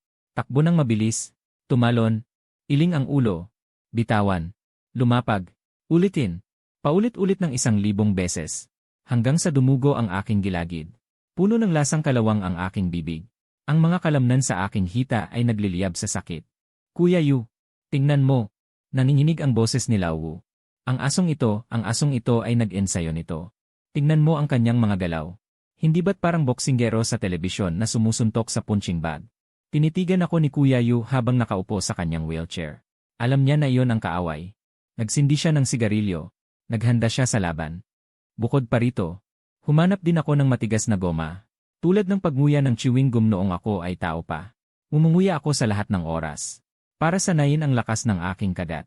Sa susunod, kailangan kong kagatin ang lalamunan ng hayop na yon. Pagkalipas ng kalahating buwan, ang aking pangangatawan ay kapansin-pansing nagbago. Ang dibdib kong puro buto ay naging umbok na pektoral. Ang aking mga paa at kamay ay puno ng lakas. Ang aking mga mata ay puno ng malamig na pagpatay. Nang makalabas si Tangke mula sa ospital, pagkakita pa lang sa akin, umurong siya nang hindi nag-iisip. Nararamdaman niya. Hindi na ako ang dating oportunista. Ako ay isang patalim na pinakintab. Noong akala ko na ang mga araw ay lilipas sa pagsasanay ng enye. Isang pulang dokumento ang sumira sa katahimikan. Paligsahan ng mga aso ng pulis sa buong probinsya. Pupunta ba tayo? Tanong ni Lao Wu. Tinitignan ako ni Yu habang hinihila ang dalawang gulong. Pinatay niya ang sigarilyo. Dalhin si Hefeng para ipakita sa mga tagalungsod. Kung ang mga asong kalyeba sa kabundukan ay kumakain lang ng dumi. Huminto ako sa paghakbang. Paligsahan ng mga aso ng pulis. Sisingilin ko muna ang isang mata. Pupunta sa lungsod para umani ng katanyagan. Tuturuan ko rin ang mga asong may posisyon. Kung ano ang tunay na praktikal. Ngayon, dinala ako ni Yu gamit ang sasakyan na. Hindi gumagana ang busina, ngunit maingay ang lahat para sumali sa paligsahan. Pagkababa ko, naramdaman ko ang pagkakaiba sa antas. Uy, hindi ba't si Lao Zhang yan? Talagang ang dumating. Isang matabang lalaki na nakasuot ng uniforme ang may hawak na German Shepherd. Nang uuyam ang tono, si Yu ay nakasandal sa saklay. Tumango. Inimbitahan ni Captain Zhao. Sumali lang para magsaya. Magandang magsaya. Sinulyapan ako ni Captain Zhao. Ito ba ang aso ng inyong grupo? Ito ba ay isang asong kalye? Bakit parang bagong hukay mula sa ulingan? Nagtawanan ang mga tao sa paligid. Tumahol din sa akin ang German Shepherd.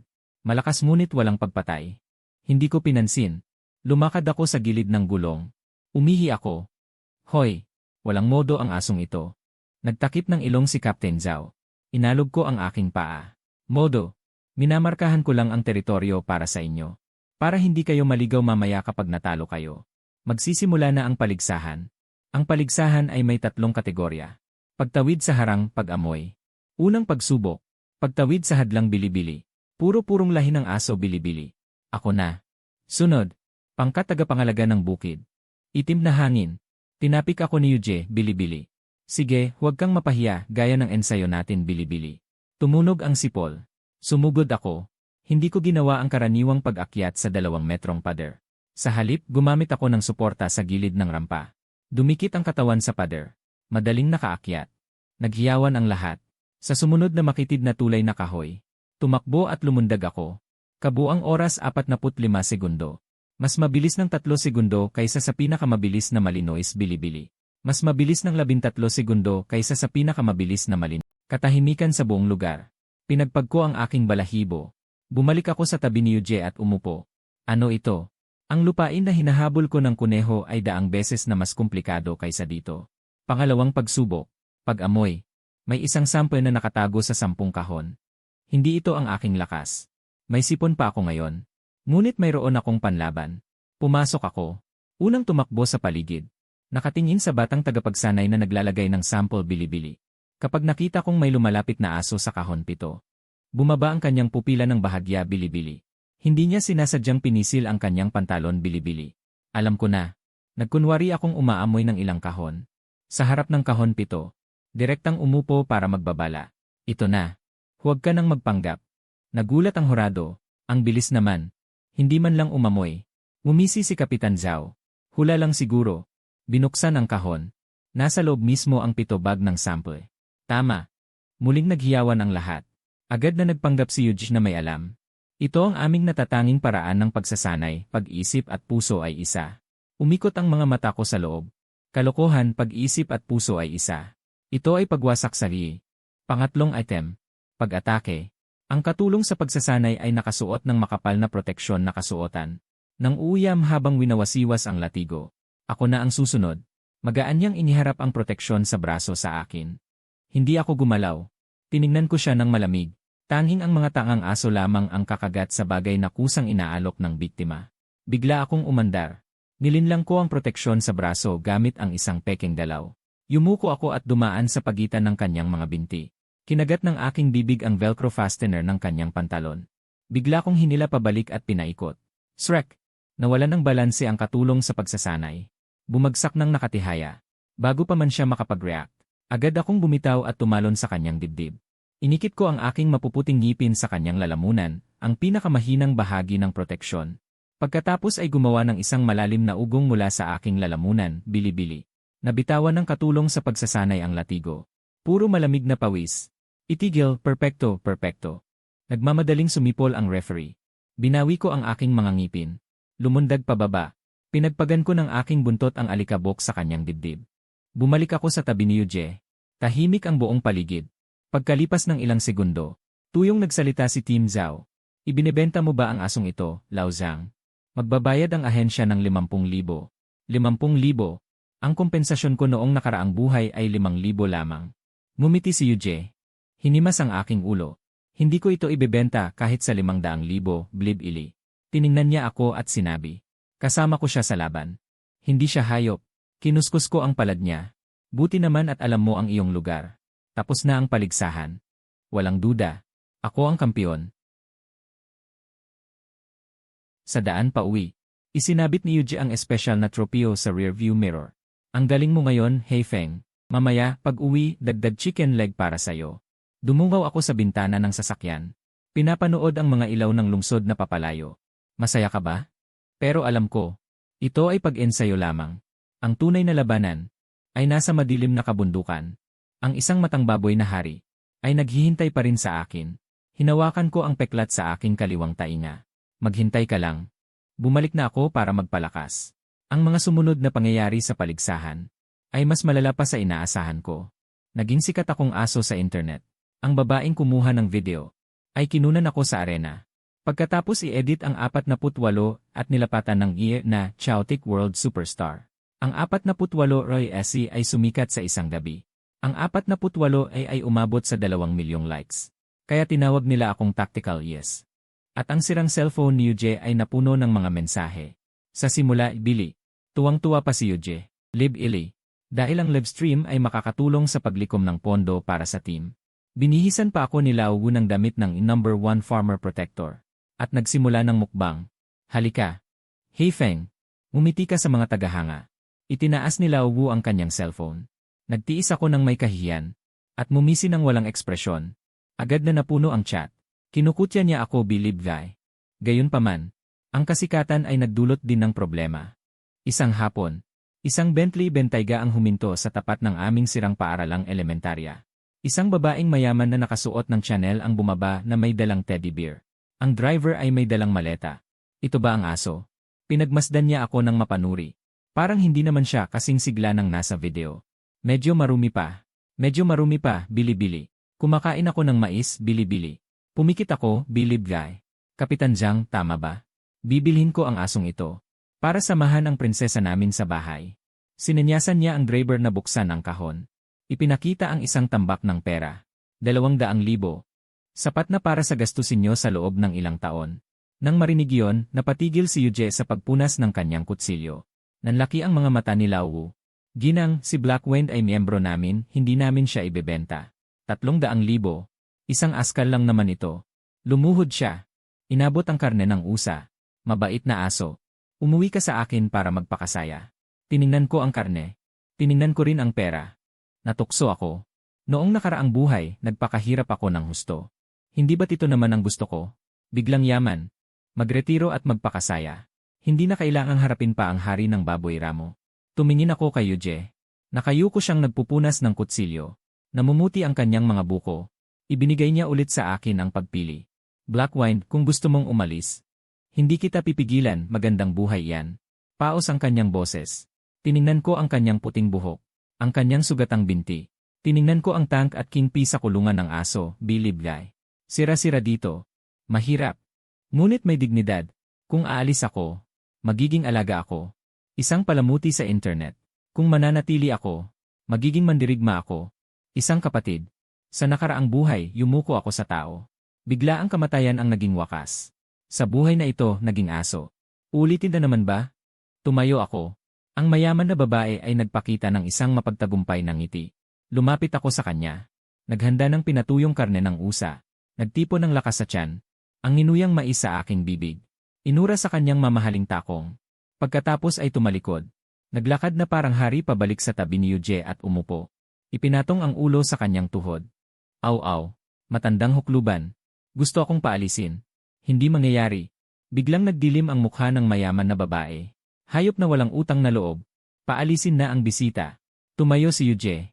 Ibinunot ang espada at ibinalik sa kaluban. Matindi ang pamatay na aura. Napilitang umalis ang kotse ni Bentley. Dito, sinampal ni Lao Wu ang kanyang hita sa pagkaawa, bili-bili. 300,000 ah. Nawala dahil sa isang dura mo ng mais, bili-bili.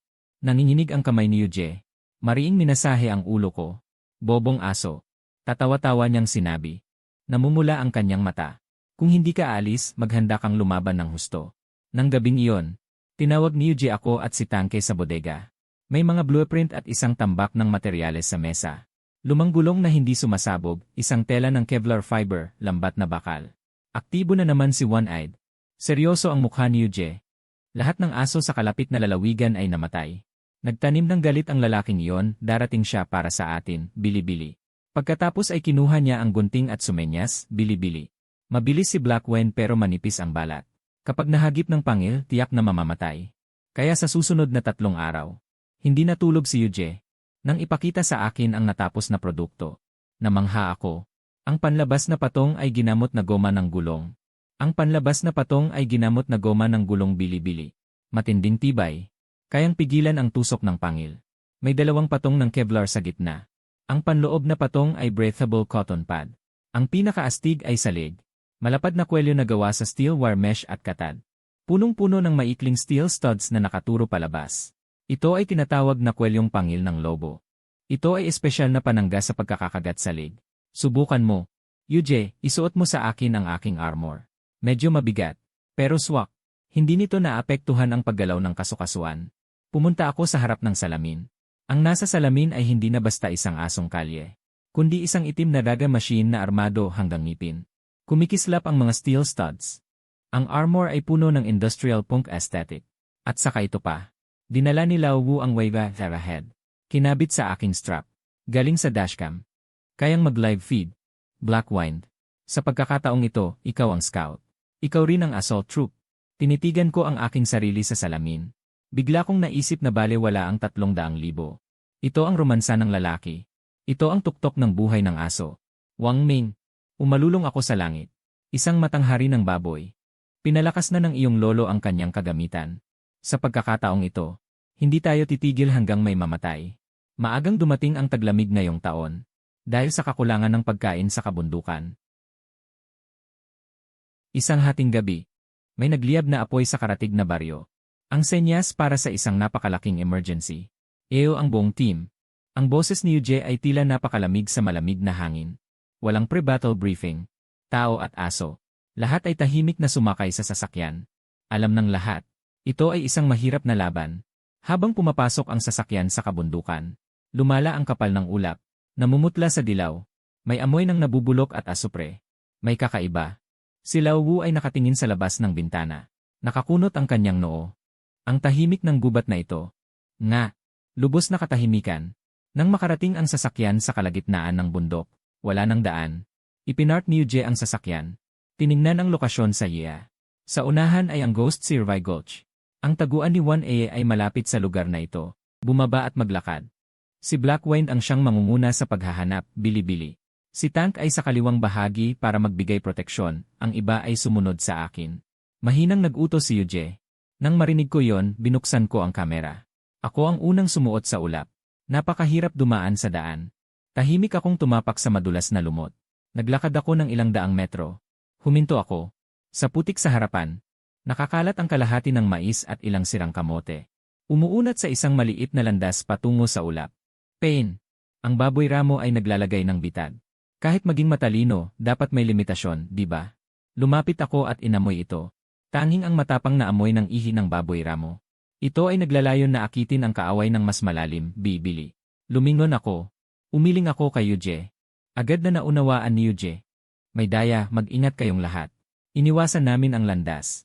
Umakyat kami sa matarik na gilid. Nang makaakyat lamang sa gilid, isang nakabibinging dagundong ang biglang nagmula sa lambak sa ibaba. Boom! Ilang malalaking bato ang gumulong mula sa talampas sa tapat. Saktong bumagsak sa landas na iniwasan namin. Namutla sa takot si Lao Wu. Ito ba ay aksidente o? Hindi aksidente. Ang lamig ng boses ni Yuje ay nakakakilabot. Iyon ay itinulak pababa. Tumingala ako sa talampas sa tapat. May ilang itim na anino ang dumaan sa ulap. Ito ay isang organisadong ambush. Alam nito na pupunta tayo. Kinasa ni Yuje ang baril. Nakikipaglaro ito sa atin ng pusa't daga. Magpatuloy tayo.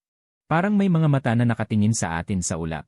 Bigla, ang kingpi sa hulihan ay sumigaw ng maikli at malakas. Oh! Tumigil ang tunog. Nasaan si Kingpy? Mabilis na lumingon si Yuje. Walang tao sa likod niya. Tanging ang gumagalaw na mga halaman. Nawala. Nanginginig ang boses ni Lao Wu. Paano nangyari yon? Walang kahit anong ingay. Bigla akong kinabahan. Tahimik na kinaladkad ang isang asong kunming na may bigat na 30 kilo. Dali, doon. Tumahol ng malakas si Tank sa makapal na kabubatan sa kaliwa. Agad kaming sumunod. Sa ilalim ng isang malaking puno, nakita namin si Kingpy. Ngunit nahuli ang likod ng kanyang mga binti sa mga baging. Nakabitin siya sa sanga ng puno. Puno rin ng mga matinik na damo ang kanyang bibig. Ito ay isang kahihiyan. Isa ring pananakot. Pagkatapos naming ibaba si Kingpy, nanginginig ang buo niyang katawan. Malabo ang kanyang paningin. Kapitan, hindi natin kayang labanan ito. Pinunasan ni Lao Wu ang kanyang pawis. Nasa liwanag tayo. Nasa dilim siya. Hindi ito pangangaso. Para na itong pagpapakamatay. Sandaling natahimik si Yuje. Kung aalis tayo ngayon, susundan niya tayo pababa ng bundok. Malalagot ang nayon. Gusto niya tayong isa-isang patayin sa kabubatan. Ano ang gagawin natin? Tumingin sa akin si Yuje. Nag-iisip din ako. Kailangan natin siyang ilabas. Para malutas ang problema. Kailangan natin siyang ilabas. Pero, paano ilalabas? Hindi niya kakagatin ang mga ordinaryong pain. Ang gusto niya ay ali ng aye. Sa sandaling ito, tinangay ng hangin ang ilang ulap. Lumitaw sa harap ang isang malaking putikan. Sa malaking bato sa gitna ng putikan, nakasaksak ang nawawala naming hunting knife. Nakasabit din ang punit-punit na vest ng asong pangaso na nasawi noon. Ito ay isang hamon. Naghihintay siya sa amin sa putikan. Gusto niyang makipaglaban sa putikan. Nakita ni Yuje ang plano. Sa putik, mawawalan kami ng bilis. Samantalang siya ay isang amphibious tank. Ito ay isang lantad na plano, kung hindi namin pupuntahan, magtatago siya at aatake. Kung pupunta kami, doon siya nakalamang. Aw-aw, ako na. Tumayo ako. Tiningnan ako ni Yuje. Delikado sa black wine. Iwinagayway ko ang aking buntot. Alam ko. Pero buong team ko Valley, may isang nagsuot ng kilay. May utak din. Bagamat pinipigilan ng putikan ang bilis. Pinipigilan din nito ang kanyang pag-atake. Lumingon ako at umungal sa tangke. Aw-aw. Malaking lalaki. Mamaya, sundin mo ang tingin ko. Tumango ang tangke. Huminga ako ng malalim bago lumakad papunta sa putikan. Malamig at malapot ang putik. Hanggang lampas sa bukong-bukong. Nang makarating sa gitna, mas kumapal ang ulap. Huminga. Nanggagaling sa lahat ng direksyon ang mabigat na paghinga. Sumilay ang pulang mga mata sa ulap. Mayroong 7 o 8 baboy ramo. Pinalibutan ang putikan. Sa mismong harap, lumitaw ang isang malaking figura. Ang nag-iisang matanghari ng baboy. Mas lumaki siya. Ang kanyang resin armor ay kasing kapal ng bato. Kumikislap ang isang mata ng may masamang hangarin bibili. Mayabang itong tumingin sa akin. Na parang nagsusuri. Hinihintay nito na sumugod ang aking mga kasamahan para iligtas ako. Handang pumalibot at sumalakay sa mga sasaklolo. Pero hindi ako nataranta. Alam ko kung ano ang hinihintay mo. Sayang. Mali ang kalkula mo. Ang pulang ilaw ng kamera sa likod ko ay kumikislap. Rinig ko sa aking tainga ang kalmadong boses ni Yuj Billy. Ang Hefeng ay 50 metro ang layo Bilibili. 000. Ang direksyon ng hangin sa timog silangan ay naitama na. Handa ka na ba? Tumango ako ng bahagya. Sa sumunod na segundo, umungal ang isang matanghari ng baboy. Sabay-sabay na sumugod ang 7 o 8 baboy ramo. Digmaan. Sumiklab. Tumalsik ang putik. Sumugod ang 7 o 8 baboy ramo mula sa lahat ng direksyon. Yumuko ang Hefeng. Narinig ko ang galit na sigaw ni Yuje sa aking tainga. Agad akong yumuko at dumikit sa lupa. Bang! 2 dart ng pampatulog ang tumama ng eksakto. Sa mga liig ng 2 baboy ramo sa unahan. Nagbanggaan sila. Nagkaroon ng butas sa palibot. Magandang pagkakataon. Tumadyak ang aking 4 na paa sa lupa. Dumausdos ang aking katawan sa putik. Aw-aw. Tangke. Pigilan ang kaliwa. Buong puwersang kinagat ng tangke ang tainga ng isang baboy ramo. Hindi bumibitaw. Ang 2 hulihang paa ay patuloy na sinisipa ang mga mata ng baboy. Ang iba pang mga asong pangaso ng taikang ay nagpakagulo rin. Sadyang sumusuot sa ilalim ng tiyan ng baboy ramo para dumukot ng bituka. Ang eksena ay lubhang magulo. Pero hindi pa gumagalaw ang tunay na banta. Ang isang matanghari ng baboy ay nakatayo sa lugar na parang itim na estatwa. Ang nag-iisang mata nito ay nakatitig sa akin. Naghihintay ito. Naghihintay na maubusan ako ng lakas. O magpakita ng kahinaan. Hindi ito nagpapaloko. Alam nitong may baril si Yuje. Putang ina. Ang hayop na to nagkakaroon ng malay. Sigaw ni Yuje. Lauwu. Kargahan mo. Kailangan natin siyang piliting lumaban. Sumilip ako mula sa putik, bili-bili. Inalis ang maputik na lupa. Ginawa ko ang isang kilos na tao lang ang gagawa. Itinaas ko sa kanya ang, kahit hindi maitaas ng mga kuko ng aso ang gitnang daliri. Dinilaan ko siya. At baliw na winagayway ang puwet. Aw aw aw. Isang mata. Ang asawa mo masarap gawing pulang lutong karne. Kinain ko ang anak mo. Tama nga. Ang nag-iisang mata ng isang mata ay agad na mula at naging kulay ube. Nagalit siya. Yuf! Binangga niya ang mga alipores na nakaharang. Parang isang itim na bulalakaw na dumiretso sa akin. 50 metro. 30 metro. Napakabilis niya. Para siyang naglalakad sa putik. Itim na hangin. Tumakbo ka. Nag-iba ang tono ng boses ni Yuje. Hindi ako tumakbo. Alam kong hindi ako makakatakas. Naghihintay ako. 10 metro. 5 metro. Ngayon na. Ibinaba niya ang ulo niya. Ang mga pangil niya na parang kurbadang patalim ay sumugod. Sumalubong pa ako. Sa isang saglit bago ang banggaan. Bigla kong kinuyom ang aking mga paa. Ang katawan ko ay gumulong na parang bola sa pagitan ng kanyang mga unahang paa, lilibili. Ang mga pangil ay mariing dumausdos sa itim na baluting goma sa aking likod. Dumulas. Kasabay nito, sinamantala ko ang pagkakataong sumuot sa ilalim niya. Pinuntirya ang pinakamalambot niyang tiyan. Kinagat ng mariin. Iyay! Bumulwak ang dugo. Sumigaw ng nakakapangilabot ang nag-iisang mata. Ang kagat na ito, pumutol sa isang mahalagang ugat nito. Posible pang pumutok ang itlog nito. Ang matinding sakit ay nagdulot upang ito ay tumalon at manapak ng walang kontrol. Ang huling sipa ay tumama sa aking tadyang. Narinig ko ang tunog ng pagkabali ng buto. Halos mahimatay ako sa matinding sakit. Ngunit mahigpit akong kumapit at hindi bumitiw. Pupunta ako sa black wine. Bumaba si Yuji bili-bili. Nagbato ng ACE. Binunot ang bayoneta. Tumakbo na parang baliw sa putikan. Papatayin kita. Sinaksak niya ang puwet ng nag-iisang mata. Ngunit, dahil sa sakit na naramdaman ng nag-iisang mata, bigla itong gumawa ng isang malakas na pagpadyak ng buntot. Ang kanyang katawan na may bigat na 400 libra ay bumangga kay Yuje. Lumipad si Yuje na parang isang saranggola na naputol ang tali. Bumagsak ng malakas sa isang bato. Hindi na gumagalaw. Yuje. Nang makita ko si Yuje sa kanyang sariling dugo, ang katinuan sa aking isip ay naputol. Punyeta ang taktika. Punyeta ang pain bilibi. Bumitaw ako. Sinamantala ko ang pagkakataon na tumalon sa kanyang likod. Na parang nakasakay sa baka. Ang 4 na kuko ay malalim na nakabaon sa kanyang balahibo. Mahigpit kong niyakap ang kanyang leg.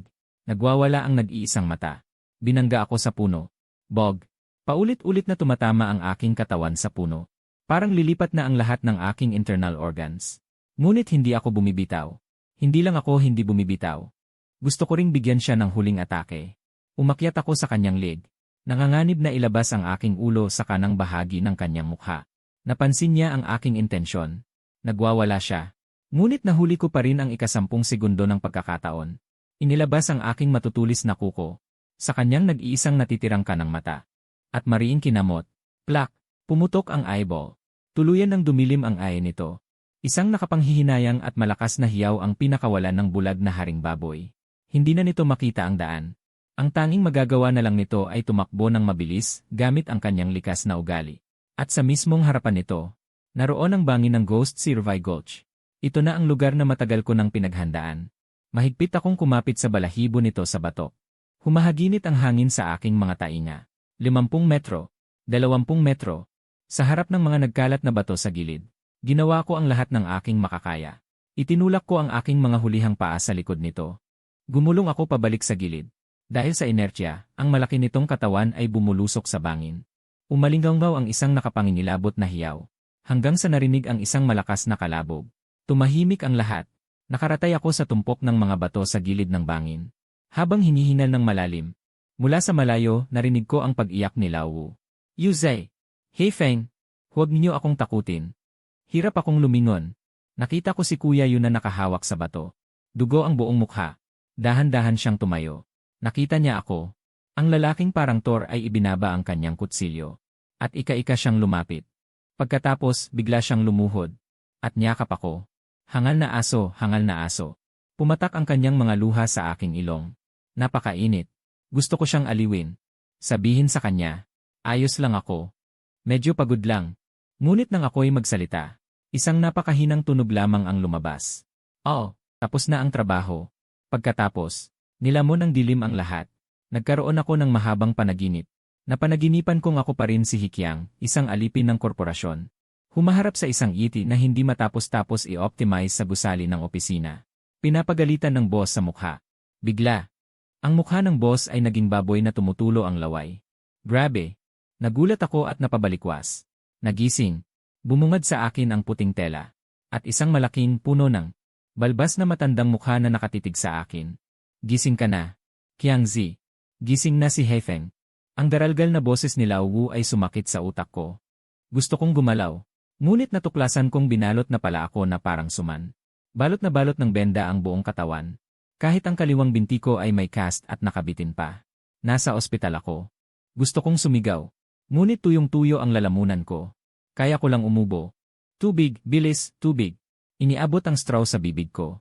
Sakim akong sumipsip. Huwag kang magmadali, dahan-dahan sa pag-inom. Siyuj. Iginalaw ko ang aking mga mata. Nakita ko siyang nakaupo sa wheelchair. May benda sa ulo. May cast din ang isang binti. Nakatitig sa akin na may mapagmahal na mukha o dapat sabihing nakangiting tanga. Ang tagpong ito, tunay na magkapatid sa kapahamakan. Sa pagkakataong ito, sumikat tayo. Inilapit niya ang screen ng telepono. Tignan mo, lahat ng tao sa internet ay nagdadasal para sa'yo. Ang nasa screen ay ang reply namin na binubuhat pababa ng bundok. Puro iyak at dasal ang makikita sa comment section ng Bilibili. Pagkatapos ay nag-swipe siya ng screen. Bilibili Userway. Nagpapakita ng crowdfunding page. Bilibili Userway. Userly, nakita mo ba? Bilibili. Kusang loob na nag-fundraise ang mga netizens para sa mga gastos mo sa medisina at nutrisyon. 500,000, umaabot na sa 500,000. Pumunta rin ang mga opisyal ng lungsod. Sabi nila bibigyan nila ang ating team ng First Class Collective Award. Magtatayo rin sila ng bagong base para sa atin. 500,000. Noong nakaraan, nag-alok ang mayamang babae ng 30,000 para bilhin ako. Hindi ko tinanggap. Ngayon, isinugal ko ang kalahati ng buhay ko. Ipinagpalit sa 500,000 para sa grupo. Ang bentang ito. Sulit. Sa mga sumunod na araw, naranasan ko ang tunay na rurok ng buhay aso.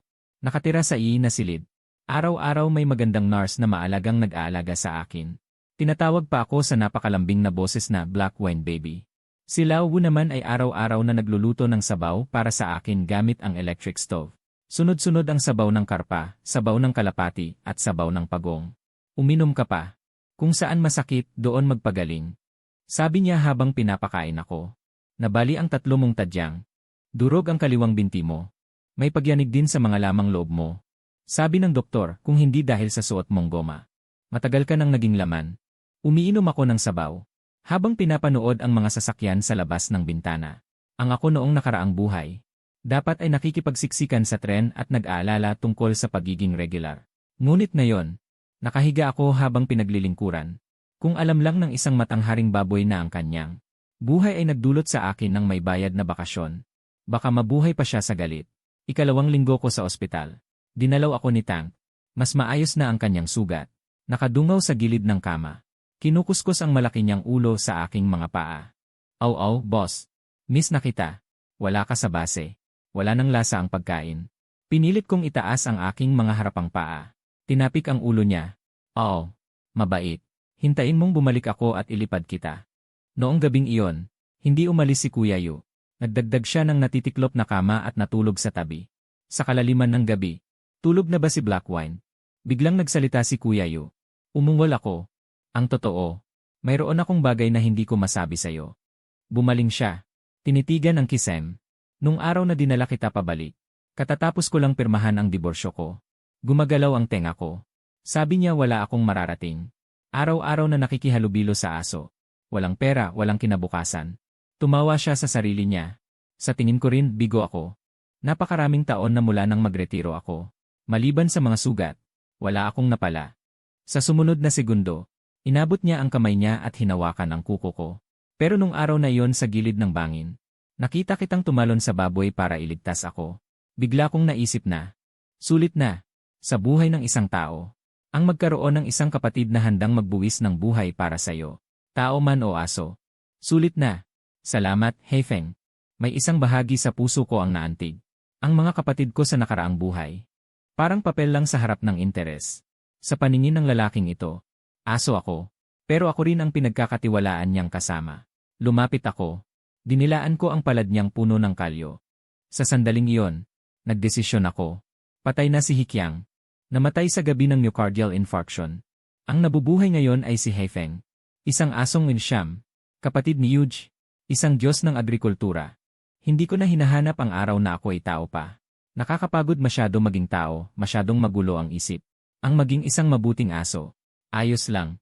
Malinaw ang pagmamahal at pagkamuhi. Kumakain ng karne kapag nagugutom. Natutulog kapag inaantok.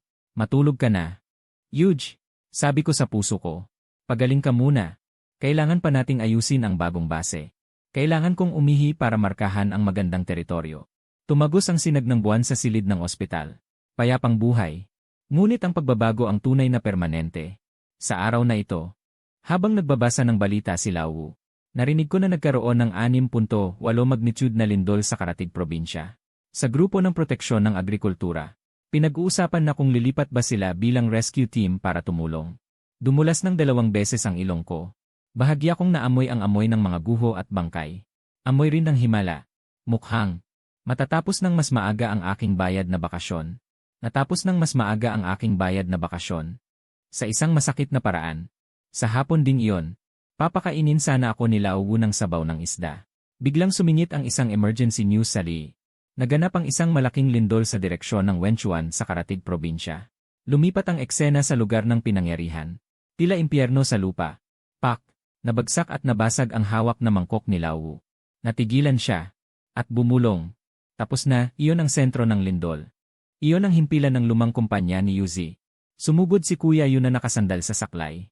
Namumutla ang kanyang mukha. Hindi siya nagsalita. Nakatingin ng mariin sa screen. Basag ang screen ng kanyang hawak na cellphone at naputol ang lahat ng komunikasyon. Mag-impake ng gamit at lumabas ng ospital. Paos ang kanyang boses. Ngunit ang paa ni Blackwine. Sinubukan pigilan ng batang nurse. Isa siyang aso ngunit isa rin siyang sundalo. Tumingin sa akin si Kuya Yu. Makakalakad ba si Blackwine? Tiningnan ko ang kanyang mga pulang-pulang mata. Alam ko, kung sasabihin kong hindi. Hindi ko mapapatawad ang sarili ko habang buhay. Naggitngit ako ng mga ngipin. At itinaas ang katawan gamit ang nakakastang likod na binti. Nangangatog na tumayo. Aw-aw. Kinagat ko ang tubo ng ngi. Inura ko ang karayom. Pagkaraan ng 1 oras. Muling umungal at umarangkada ang wuling Hongguang. Sa pagkakataong ito, walang mga baboy ramo sa likuran ng sasakyan. Sa halip, puno ito ng mga bote ng tubig, instant noodles, bili-bili, at ang kinumpuning tactical vest. Sa expressway, lahat ng toll booths ay nagbukas para sa mga military trucks, bumbero, at pribadong sasakyan na may mga nakadikit na mga slogan ng relief operations. Pinagsama-sama ang mga ito at naging isang agos ng bakal. Inapak ni EJ ang accelerator hanggang sa floor. Kahit na ang sirasirang sasakyan na ito ay tumatakbo ng 80 pulye, pakiramdam mo na lumulutang ka. Ngunit ngayon, napilitan niya itong patakbuhin ng halos 120 pulye. Kami ni Tank ay nagsisiksikan sa likod. Sumisipol ang malamig na hangin. Dumidikit si Tank sa akin. Ang likas na katangian ng hayop ay nagpapabagabag dito. May kakaibang pagyanig sa hangin. Nagmumula ito sa kailaliman ng lupa. Habang papalapit kami sa disaster area, lalong tumitindi ang pakiramdam ng pang-aapi. Ang hangin ay puno ng apog, gas at ang matamis at malansang amoy ng iba't ibang nabubulok na nilalang. Kinaumagahan, dumating kami sa gilid ng disaster area. Putol ang daan. Hindi makapasok ang sasakyan. Bumaba ng sasakyan si EJ. Tinapik niya ang ulo ko. Blackwine, Tank, kailangan na nating gamitin ang ating mga paa. Huminto kami sa harap ng isang lugar na puno ng mga pira-pirasong bato. Dati itong isang bayan. Maraming mga rescue team sa lugar. Ang aming rescue team ng mga construction worker ay hindi nababagay.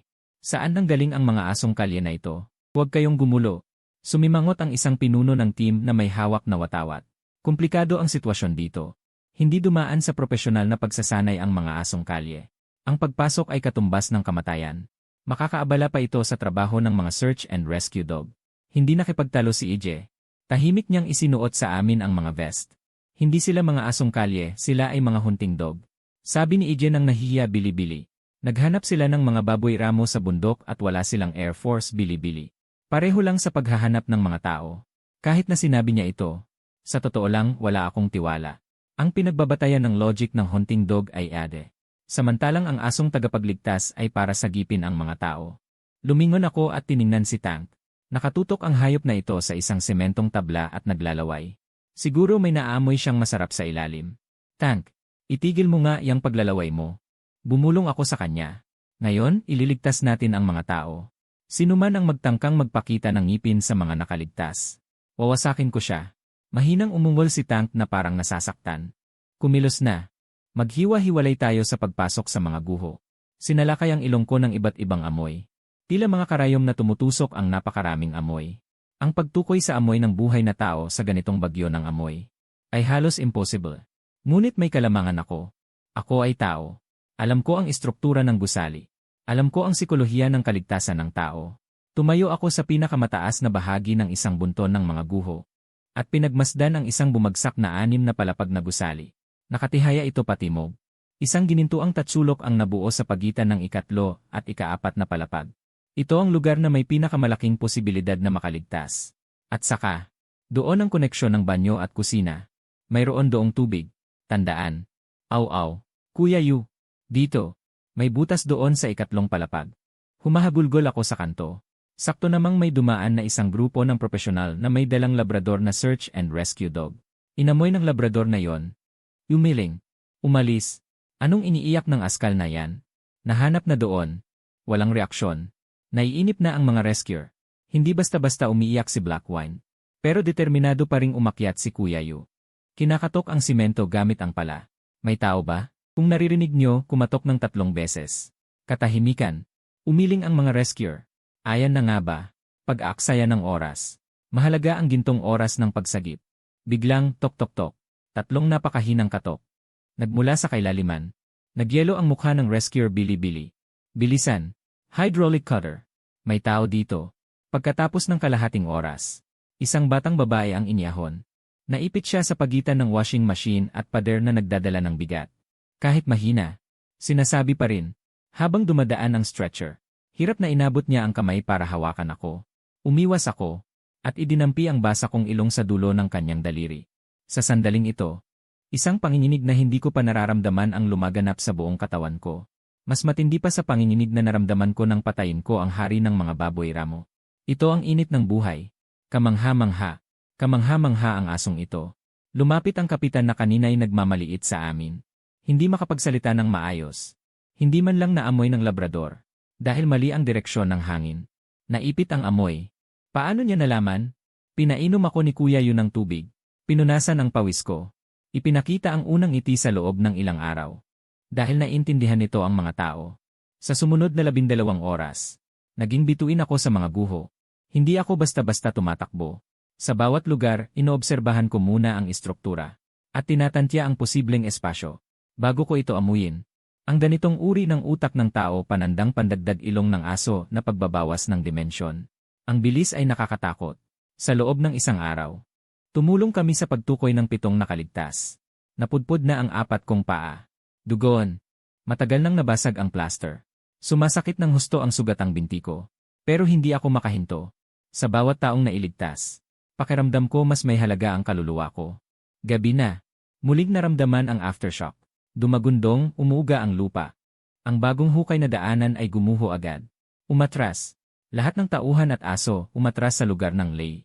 Sumisigaw ang malaking loudspeaker ng command center. Binuhat ni Yuje ang pagod na si Tank, Billy. Sumipo. Blackwine, umatras.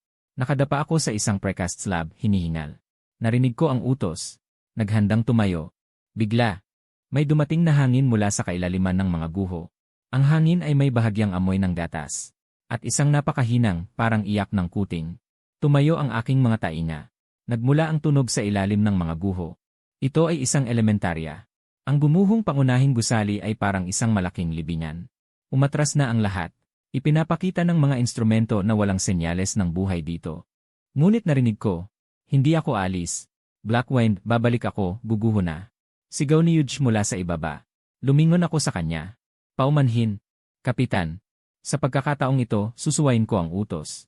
Dahil sa ilalim niyan, may isang bata. Tumalikod ako. Sa halip na umatras, sumulong ako. Sumuot ako sa malalim na hukay. Ang tangang aso. Sabi ni Yuje. Ibinaba ang gamit. Sinundan ako paakyat. Baliw na kayo. Bumalik kayo. Ang mga sigaw sa likuran ay naiwan, bili-bili. Ang dilim lang ang nakikita. At ang mahinang iyak. Hinihila ako papunta sa kailaliman ng impyerno. Ang mundo sa ilalim ng mga guho ay isang saradong lugar sa ibang dimensyon. Hindi makapasok ang mga malalaking asong tagapagligtas. Walang ibang makakapasok. Tanging ang laki ko lang ang makakadaan sa butas na kasinlaki ng palanggana. Aw-aw. Ulan. Huwag ka nang sumunod. Masyadong makipot sa unahan. Lumingon ako at mahinang tumahol. Si Ulan ay nakaharang sa likod ng isang piraso ng precast. Hindi na siya makadaan. Iginapos niya ang radyo at isang bote ng tubig sa aking likod. Tinapik niya ako. Sige na, mag-ingat ka, tumawag ka kung may problema. Nanginginig ang kanyang boses. Alam niyang daan-daang toneladang semento ang maaaring bumagsak anumang oras. Nagpatuloy ako sa pagpasok. Habang papalalim, ang amoy ng gatas ay lalong lumilinaw. Iyon ang pinaghalong amoy ng mumurahing biskwit at gatas. Amoy rin ng buhay. Inay, takot na takot ako. Malapit na ang boses. Lumiko ako. Dumaan sa isang bunton ng mga guho ng mesa at upuan sa silid-aralan. Sa aking harapan ay biglang bumukas sa isang banda. Ito ay isang maliit na espasyo na sinusuportahan ng dalawang bumagsak na haligi. Siguro kasinlaki ng isang mesa sa opisina. Sa sulok, may nakabaluktot na maliit na batang babae. Marumi ang kanyang uniforme sa paaralan. Puno ng niebe at abo ang kanyang mukha. Ang kanyang binti ay nakapitan sa ilalim ng isang pahalang na biga. Mahigpit pa ring yakap ang kanyang bag sa paaralan. Sa sandaling nakita niya ako, nanlaki ang kanyang mga mata. Parang nakakita ng halimaw. O parang nakakita ng anghel. Aso. Mahina niyang sambit. Dahan-dahan akong gumapang papunta sa kanya. Ibinaba ang aking postura. Pagkatapos ay lumapit ako sa kanyang mukha. Dinilaan ko ang luha sa sulok ng kanyang mata. Maalat. Aw-aw. Huwag kang matakot. Narito na si Tito Aso para iligtas ka. Sinundot ko ang kanyang kamay gamit ang aking ilong. Sinenyasan ko siyang kunin ang tubig sa aking likod. Matalino ang batang babae. Nanginginig niyang kinalas ang botelya ng tubig. Ilang beses niyang kinailangang pilipitin bago mabuksan. Tumungga siya ng malaki. Pagkatapos uminom ng tubig, sa wakas ay nagkaroon ng bahagyang kislap ang kanyang mga mata. Dinala mo ba ako para ilayo? Hinaplos niya ang ulo ko. Nanginginig pa rin ang kamay niya. Tumango ako. Tapos, sumigaw ako sa radyo. Aw-aw. Natagpuan ko na. Narito siya. Matapos ang static, narinig ang nag-aalalang sigaw ni Eugene na nagbago ang tono. Nakita na ba si Blackwine? Sumagot ka kung naririnig mo. Aw-aw. Magaling, bata. Manatili sa iyong posisyon, huhukay namin kayo agad. Huwag kang matakot, magtiis ka. Ang sumunod na 2 oras. Ang pinakamahirap. Naririnig ang kalansing ng paghuhukay sa itaas. Iyon ay pag-asa. At isang pangitain ng kamatayan. Dahil ang bawat pagyanig ay maaaring magdulot ng pangalawang pagguho. Natatakot ang batang babae. Nanginginig ang katawan niya. Dumikit ako sa kanya. Pinainitan ang malamig niyang katawan gamit ang aking temperatura. At ipinatong ang baba ko sa kanyang binti. Hinayaan ko siyang hawakan ng tainga ko. Aso, sa tingin mo ba makakaligtas ako? Bigla niyang tanong. Hindi ko pa natatapos ang aking takdang aralin. Nakaramdam ako ng kirot sa puso. Tanga. Sa ganitong oras, iniisip mo pa ang takdang aralin. Kinuskus ko ang mukha niya gamit ang ulo ko. Nagbigay ako ng malumanay na ungol na ginagamit lamang para pakalmahin ang isang tuta, bili-bili. Ang malumanay na ungol na karaniwang ginagamit. Bigla, malakas na gumalaw ang lupa. Aftershock, mas malakas kaysa dati. Ang poste sa itaas ay naglabas ng nakakagigil na tunog ng pagkabigo. Bumagsak ang mga malalaking bato na parang granizo. Hindi maganda. Gusto ko sanang tumalon papalayo. Ito ay likas na paghahanap ng kaligtasan. Pero hindi ako gumalaw. Dahil nakita ko ang isang simentong kasing laki ng bola ng basketball. Bumabagsak ito sa ulo ng batang babae. Hindi niya maiiwasan iyon. Hindi ko rin siya maitutulak. Sa loob ng hating segundong ito, blangko ang aking utak. Ngunit ang katawan ko'y gumawa ng nag-iisang pagpili. Bigla akong sumulpot. Gamit ang aking likod na may baluti ng goma ng gulong. Buong lakas kong sinalo ang batong iyon. Isang malakas na ugong. Parang pinalo ng malaking martilyo ang aking gulugod. Napakasakit kaya't biglang nagdilim ang paningin ko. Dumagsa ang malinamnam at madugong lasa sa aking lalamunan. Blackwine. Sumigaw si Yu mula sa radyo. Aso! Umiiyak ang batang babae habang yakap ako. Nanghina ako sa lupa. Nanginginig ang aking mga paa at kamay. Ang sakit. Mas masakit pa kaysa sa kagat ng isang matang baboy haring iyon. Pero kaya ko pang gumalaw. Ilining ko ang aking ulo. Buti naman. Hindi ako nabobo. Iniligtas ako ng baluti. Pero sa tingin ko'y nabali na naman ako ng 2 buto dahil sa impact. Aw. Ayos lang. Hindi mamamatay. Pilit akong ngumiti. Lumipas na ang aftershock. Gumulong sa isang tabi ang batong iyon. Sa sumunod na segundo, biglang lumiwanag ang nasa itaas ko. Nakabukas na. Bumukas ang butas. Tumama sa akin ang nakakasilaw na ilaw ng flashlight. Ilang mukhang puno ng alikabok at luha ang sumulpot sa butas. Dali, unahin ang bata. Ibinuka ng hydraulic cutter ang nakadagan na pahalang na bakal sa binti ng batang babae. Ilang bumbero ang lumundag pababa. Maingat nila siyang binuhat palabas. Nang iangat siya, mahigpit na hinawakan ng batang babae ang aking mga unahang paa. Iniligtas ako ng aso. Dumudugo. Unahin niyo siyang iligtas. Halos mapatid ang kanyang pag-iyak. Huwag kang mag-alala. Ililigtas namin siya. Nailabas na ang batang babae. Ako naman ang susunod. Si Yuji mismo ang bumaba. Ang lalaking ito na 7 talampakan ang taas. Nang makita akong nakahandusay sa lupa na dumurugo ang ilong at bibig, biglang tumulo ang kanyang mga luha. Gagamit sana siya ng stretcher. Sa halip, hinubad niya ang kanyang damit pagsasanay. Maingat niya akong binalot. Para akong sanggol na karga niya sa kanyang bisig. Kaibigan, ang tanga mo naman. Nanginginig ang kanyang boses. Bato yon, akala mo babakal ka? Mahina akong sumandal sa kanyang dibdib. Pinakikinggan ang kanyang mabilis na pagtibok ng puso. Tanga ba ako? Siguro nga. Kung ako si Hikyang noong nakaraang buhay, siguradong ikukwenta ko ang risk-reward ratio.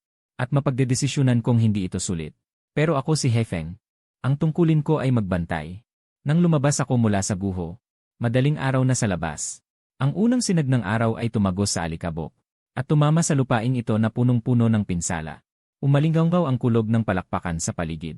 Pinaghalong iyakan at hiyawan. Saludo. Hindi ko alam kung sino ang sumigaw. Ang mga hanay ng mga taong nakasuot ng uniforme. Sabay-sabay na itinaas ang kanilang kanang kamay. Sa akin, isang asong kalye na puno ng dugo at putik, na hindi na makita ang kulay. Nagbibigay ng pinakamataas na paggalang. Pagkatapos ay binuhat ako ni Kuya Ulan papunta sa ambulansya. Kuya Ulan, sabi ko sa aking isipan, gusto kong kumain ng adobo. Yung medyo mataba, kahit hindi ko masabi. Alam kong naiintindihan niya. Pagbalik natin, ipagluluto kita ng buong pata. Inikit niya ang kanyang mukha sa aking noo. Sumara ang pinto ng ambulansya. Ipinikit ko ang aking mga mata. At nakatulog ng mahimbing. Sa pagkakataong ito, walang bangungot. Tanging ang maningning na mga mata ng batang babae nang siya ay nailigtas. Katulad ng mga bituin sa langit. Kay ganda. Itong buhay aso. Sulit na sulit. Sa buhay kong ito bilang aso, may natuklasan akong isang katotohanan. Magpasikat habang maaga. Ngunit magretiro sa tamang panahon. Pagkatapos ng pagliligtas na ito, si Blackwind ay tuluyang sumikat. Ang totoong kasikatan. Habang nakagips ako, at nakasakay sa espesyal na silyang digulong ng aso at itinutulak sa plataporma ng seremonya ng pagkilala. Ang mga leader at hindi mabilang na mga flash ng kamera ay nasa harap ko. Dahil sa kagitingan ng search and rescue dog na si Blackwind, ay iginawad ang titulong Dog of Merit. Binigyan ng unang klaseng pagsisikap ng grupo. Iginawad ang Lifetime Achievement Medal. Umalinggaw ang palakpakan. Si Yuji ay nakasuot ng kanyang bagong uniforme sa pagsasanay. At may suot na malaking pulang bulaklak sa kanyang dibdib. Na parang isang tanga. Nanginginig ang kamay niya na nagtutulak sa akin. Blackwind, umiti ka sa kamera. Bulong niya. Umirap ako. Ang bigat ng medalya. Purong ginto siguro ito. Maaari ba itong ipalit sa tadyang? Dumating din ang mayamang babae na gustong bumili sa akin sa halagang 30,000 yuan. Bilang kinatawa ng isang kumpanyang may malasakit. Nang makita niya ako sa backstage, ang kanyang mga mata ay puno ng pagtataka. Sabi niya, ang asong ito ay tunay na may espiritu. Kulang ang 30,000 yuan na inialok ko. Suminghat ako sa kanya. Hindi lamang ito tungkol sa pera. Ito ay tungkol sa antas ng pag-isip. Kasama ang aking karangalan at mga sugat. Bumalik kami sa nayon. Ang kasalukuyang base ng proteksyon ng agrikultura ay nagbago na. Bagong kulungan ng aso, may floor heating. Ang training ground ay may damo. Mayroon ding heated pool para sa rehabilitasyon. Si Lao Wu ay naglalakad na parang hangin. May nakasabit na isang tali ng mga susi sa kanyang baywang. Nagmamayabang siya sa lahat. Nakikita mo ba? Ang pool na iyon ay para lang sa paglublob ni Blackwind, royal treatment yan. Pero hindi ako nagmayabang. Alam ko, ang pinakamahirap para sa isang bayani ay ang pagbabalik sa normal. Hindi na maganda ang aking katawan tulad ng dati. Ang pinsala noon ay nag-iwan ng mga epekto. Hindi na maaaring magkaroon ng matinding ehersisyo ang gulugod. Sa mga maulan na araw, kalahati ng aking katawan ay manhid. Sabi ng doktor, dapat nang magretiro si Blackwine. Magpahinga ng mabuti. Maaari pang mabuhay ng 10 taon. Magretiro. Malugod kong tinanggap. Tuwing umaga, hindi na ako tumatakbo ng alas 5 ng umaga. Ako'y nakahiga sa malambot na unan sa harap ng floor-to-ceiling window. Pinapanood ko ang mga tangke sa labas ng bintana na may dalang grupo ng mga bagong dating, na mga tuta na naglalaro sa putikan. Si Tank ay isa ng trainer ngayon. Ginagaya niya ang dati kong ginagawa. Sumisigaw siya sa mga baguhan. Tinuturuan silang umatake, magtulungan. Paminsan-minsan, may mga pasaway na hindi sumusunod. Si Tank ay walang malay na lilingon sa akin. Hanggat itinataas ko ang aking talukap ng mata. Tumutulog sa aking lalamunan, yenen. Na may tunog. Ang pasaway ay agad nasusunod. Ito ang katayuan sa mundo. Kahit wala ako sa eksena. Ang mundo ay puno ng aking mga kwento. Ang buhay ay payapa at kaaya-aya. Hanggang sa sumunod na tagsibol. May kakaiba kay Lawu. Ang magaspang na lalaking ito ay nagsimulang maglagay ng murang kologn. Pinaghalong amoy ng sigarilyo. Mas matindi pa kaysa sa amoy ng baboy ramo. At nagsimula siyang umiti sa kanyang telepono ng madalas. Minsan nagtatago pa siya sa banyo para magpadala ng voice message. Ang kanyang tono ay napakalambing kaya kinikilabutan ako. Ay, hindi kailangan, hindi ako pagod. Matulog ka rin ng maaga at uminom ng maraming tubig. Ako'y nakikinig sa likod ng pinto ng banyo. Bumuntong hininga sa isip. Patay. Tumibok ang puso ng matandang binata. Ang gusto niya ay si Xiao Liu, yung babaeng reporter. Simula nang maging sikat ako online. Madalas siyang pumunta sa base. Sumusubaybay sa mga balita. Nakatuon ang tingin niya kay Yuje. Pagkatapos, pumunta si Yuje para makipagkita sa mga magulang. Isinama niya ako. Ang galing ng taktikang ito. Ang mapapangasawa niya sa hinaharap ay isang dating sundalo. Nang makita niya ang medalya ko at mga peklat sa katawan, namangha siya. Ang asong ito yung nagligtas sa batang babae na si Blackwine. Pumorma at sumaludo si Yuje. Magaling. Pumalakpak ang matanda. Kung kaya niyang gawing ganito ang isang aso, siguradong mabuti siyang tao. Ang kasal na ito, payag ako. Itinago ko ang aking kabayanihan at pangalan. Humigas at sinelas niya. Tinanggap ang paghimas. Ang pagiging bantog ko, hindi lang nakakatulong sa bukid, kundi pati na rin sa pag-ibig. Pagkalipas ng 6 na buwan, nagningning sa dekorasyon ang base ng grupo ng tagapagtanggol ng bukid. Ang kasal ni Yuje at Xiao Liu Bilibili. Ginanap sa training ground Bilibili. Sabi niya dito ang tahanan. Tayo ang pamilya. Puno ng bulaklak at lobo ang damuhan. At ako, Blackwine, ay best man. Ipinatahi ni Laowu ang itim na tuksedo para sa akin. Nilagyan ng pulang bowtie. Nilinis ang mga tangke. Nilagyan ng pulang laso sa leg. Pumila sa magkabilang gilid bilang honor guards. 12 ng hunting dogs ang nakapila. Mas nakakatakot pa kaysa sa Royal Guard. Tumugtog ang wedding march. Nakasuot ng tuksedo si Yuje. Bahagyang naglalakad. Ngunit tuwid ang likod. Napaganda ng babaeng ikakasal. Ang kanyang ngiti ay parang bulaklak. Sa seremonya ng pagpapalitan ng singsing, malakas na sigaw ng MC. Pakiusap, iabot ng abay na lalaki ang mga singsing. Lahat ng mata ay nakatuon sa akin. Sa aking likod ay may maliit na unan na may 2 singsing. Humahakbang ako ng may katatagan. Unti-unti akong naglalakad patungo sa entablado. Masakit ang aking mga binti. Ngunit dahan-dahan akong naglalakad. Napakatatag. Gusto kong ihatid ang kaligayahang ito. Nang may katatagan kay Yuje. Pagdating ko sa harap niya, huminto ako. Umupo. Tumingala. Lumuhod si Yuje. Namumula ang kanyang mga mata. Lumang kaibigan. Nanginginig ang kanyang boses. Salamat. Kinuha niya ang singsing. Marahang hinalikan ang aking noo. Pumalakpak ang lahat. May mga palihim na nagpupunas ng luha. Huwag kang umiyak, tanga. Magandang araw ngayon. Halikan mo na ang bride. Tumahol ako. Para sirain ang madamdaming eksena. Napangiti si Yuje. Ibinigay ang singsing sa bride. Hindi na napigilan ni Tank ang kanyang sarili. Diretso siyang nakatingin sa maraming patong na cake sa katabing mesa. Habang pumapalakpak ang lahat, palihim niyang dinilaan ito. Pak! Pinalo ko ang kanyang malaking ulo. Nagulat na umurong si Tank. Hindi mo ba alam ang mga patakaran? Iyan ay para sa mga tao. Ang atin ay nasa kusina. Naghanda si Laowu ng buong baboy. Nagtapos ang kasal sa halakhakan at kasiyahan. Nang gabing iyon, lahat ay lasing. Yakap ako ni Yuje. At nakaupo kami sa damuhan na nanonood ng mga bituin. Hey Feng, sa tingin mo ba magiging magkapatid pa rin tayo sa susunod na buhay? Sumandal ako sa kanyang bisig. at pinakinggan ang tibok ng kanyang puso. Sa susunod na buhay, huwag na. Sa susunod na buhay, gusto kong maging panda. Kakain, matutulog, tapos kakain ulit. At walang mga ngahas na manakit sa akin. Ikaw naman, maging tagapag-alaga. Araw-araw mo akong balatan ng kawayan. Lumipas ang panahon, 5 taon na naman ang nakalipas. Ako ay 10 taong gulang na. Isa na akong matandang aso. 2 na ang nalagas ng ngipin ko. Pumuti na lahat ang aking balbas. May katarata na rin ako sa mata. Malabo na akong makakita. Ngunit ako pa rin ang hari ng base. Tuwing hapon, nakahiga ako sa ilalim ng lumang puno ng akasya para magpainit sa araw. Ang punong ito ay itinanim ni Eugene noong dumating ako. Ngayon, ito ay malago na at nakakasilong. Hindi kalayuan. Ang malawak na taniman ng mais ay sumasayaw sa hangin, bili-bili. Sumasagitsit. Ito ang tunog ng masaganang ani. Wala nang mga baboy ramo na nangangahas na pumunta rito. Ang nag-iisang matang baboy ramo ay naging alamat na, bili-bili. Sabi ng matatanda sa nayon.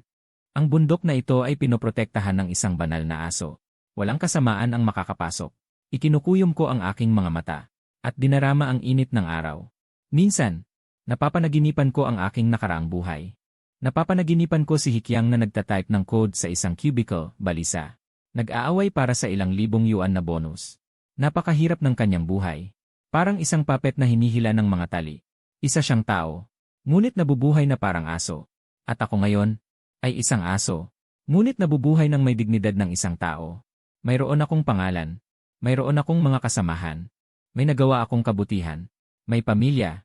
Hindi ako nakabili ng bahay o kotse. Pero naingatan ko ang lupain ito. Nakapagligtas ako ng buhay. Nakapagbuklod ng pag-ibig. Sulit na. Lolo Blackwind, Lolo. Isang boses na parang sanggol ang pumutol sa aking pag-isip. Si Xiao Pang dun ay patumba-tumba na tumakbo palapit. May hawak na frisbee. Anak siya ni Yuje. Lolo Blackwind, samahan mo akong maglaro.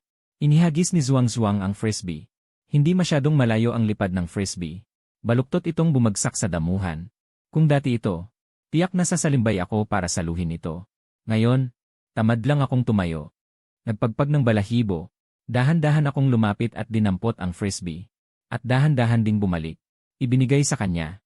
Aw-aw. Maglaro ka mag-isa. Matanda na si Lolo. Masakit na ang likod. Humalakhak si Zuang. Yinakap ang aking leg. Ibininaon ang mukha sa aking balahibo. Ang bango-bango ni Lolo Blackwine. Purong amoy araw. Nakatanaw si Yuje at Xiao Liu sa di kalayuan. May mapayapang ngiti sa kanilang mga mukha. May hawak na termos si Lawu. At patuloy na nagdada. Mamayang gabi, ipagluto natin si Blackwine ng malambot. Siguro lugaw na atay ng manok. Hindi na maganda ang kanyang ngipin. Humiga ulit ako sa malambot na unan. Humina ako ng malalim. Nagsisimula ng lumabo ang paningin, Bibi. Mas nakakasilaw ang sikat ng araw, Bibi. Gusto kong matulog ng kaunti. Sa pagkahimbing, parang nakikita ko ulit ang labas ng punerarya. Ang matabang amo na nakasuot ng baro. Ang may batch na sasakyan. At ang ihi na yon. Kung may nagtanong sa akin noon. Hikayang, kung bibigyan ka ng pagkakataong muli, gusto mo bang maging tao? O maging aso? Sa palagay ko, wala akong pag-aalinlangang sasagot. Masyadong nakakapagod maging tao. Ang maging isang mabuting aso ay ayos lang. Ipinikit ko ang aking mga mata. May bahagyang ngiti sa aking labi. Lumubog sa walang hanggang init at walang sakit.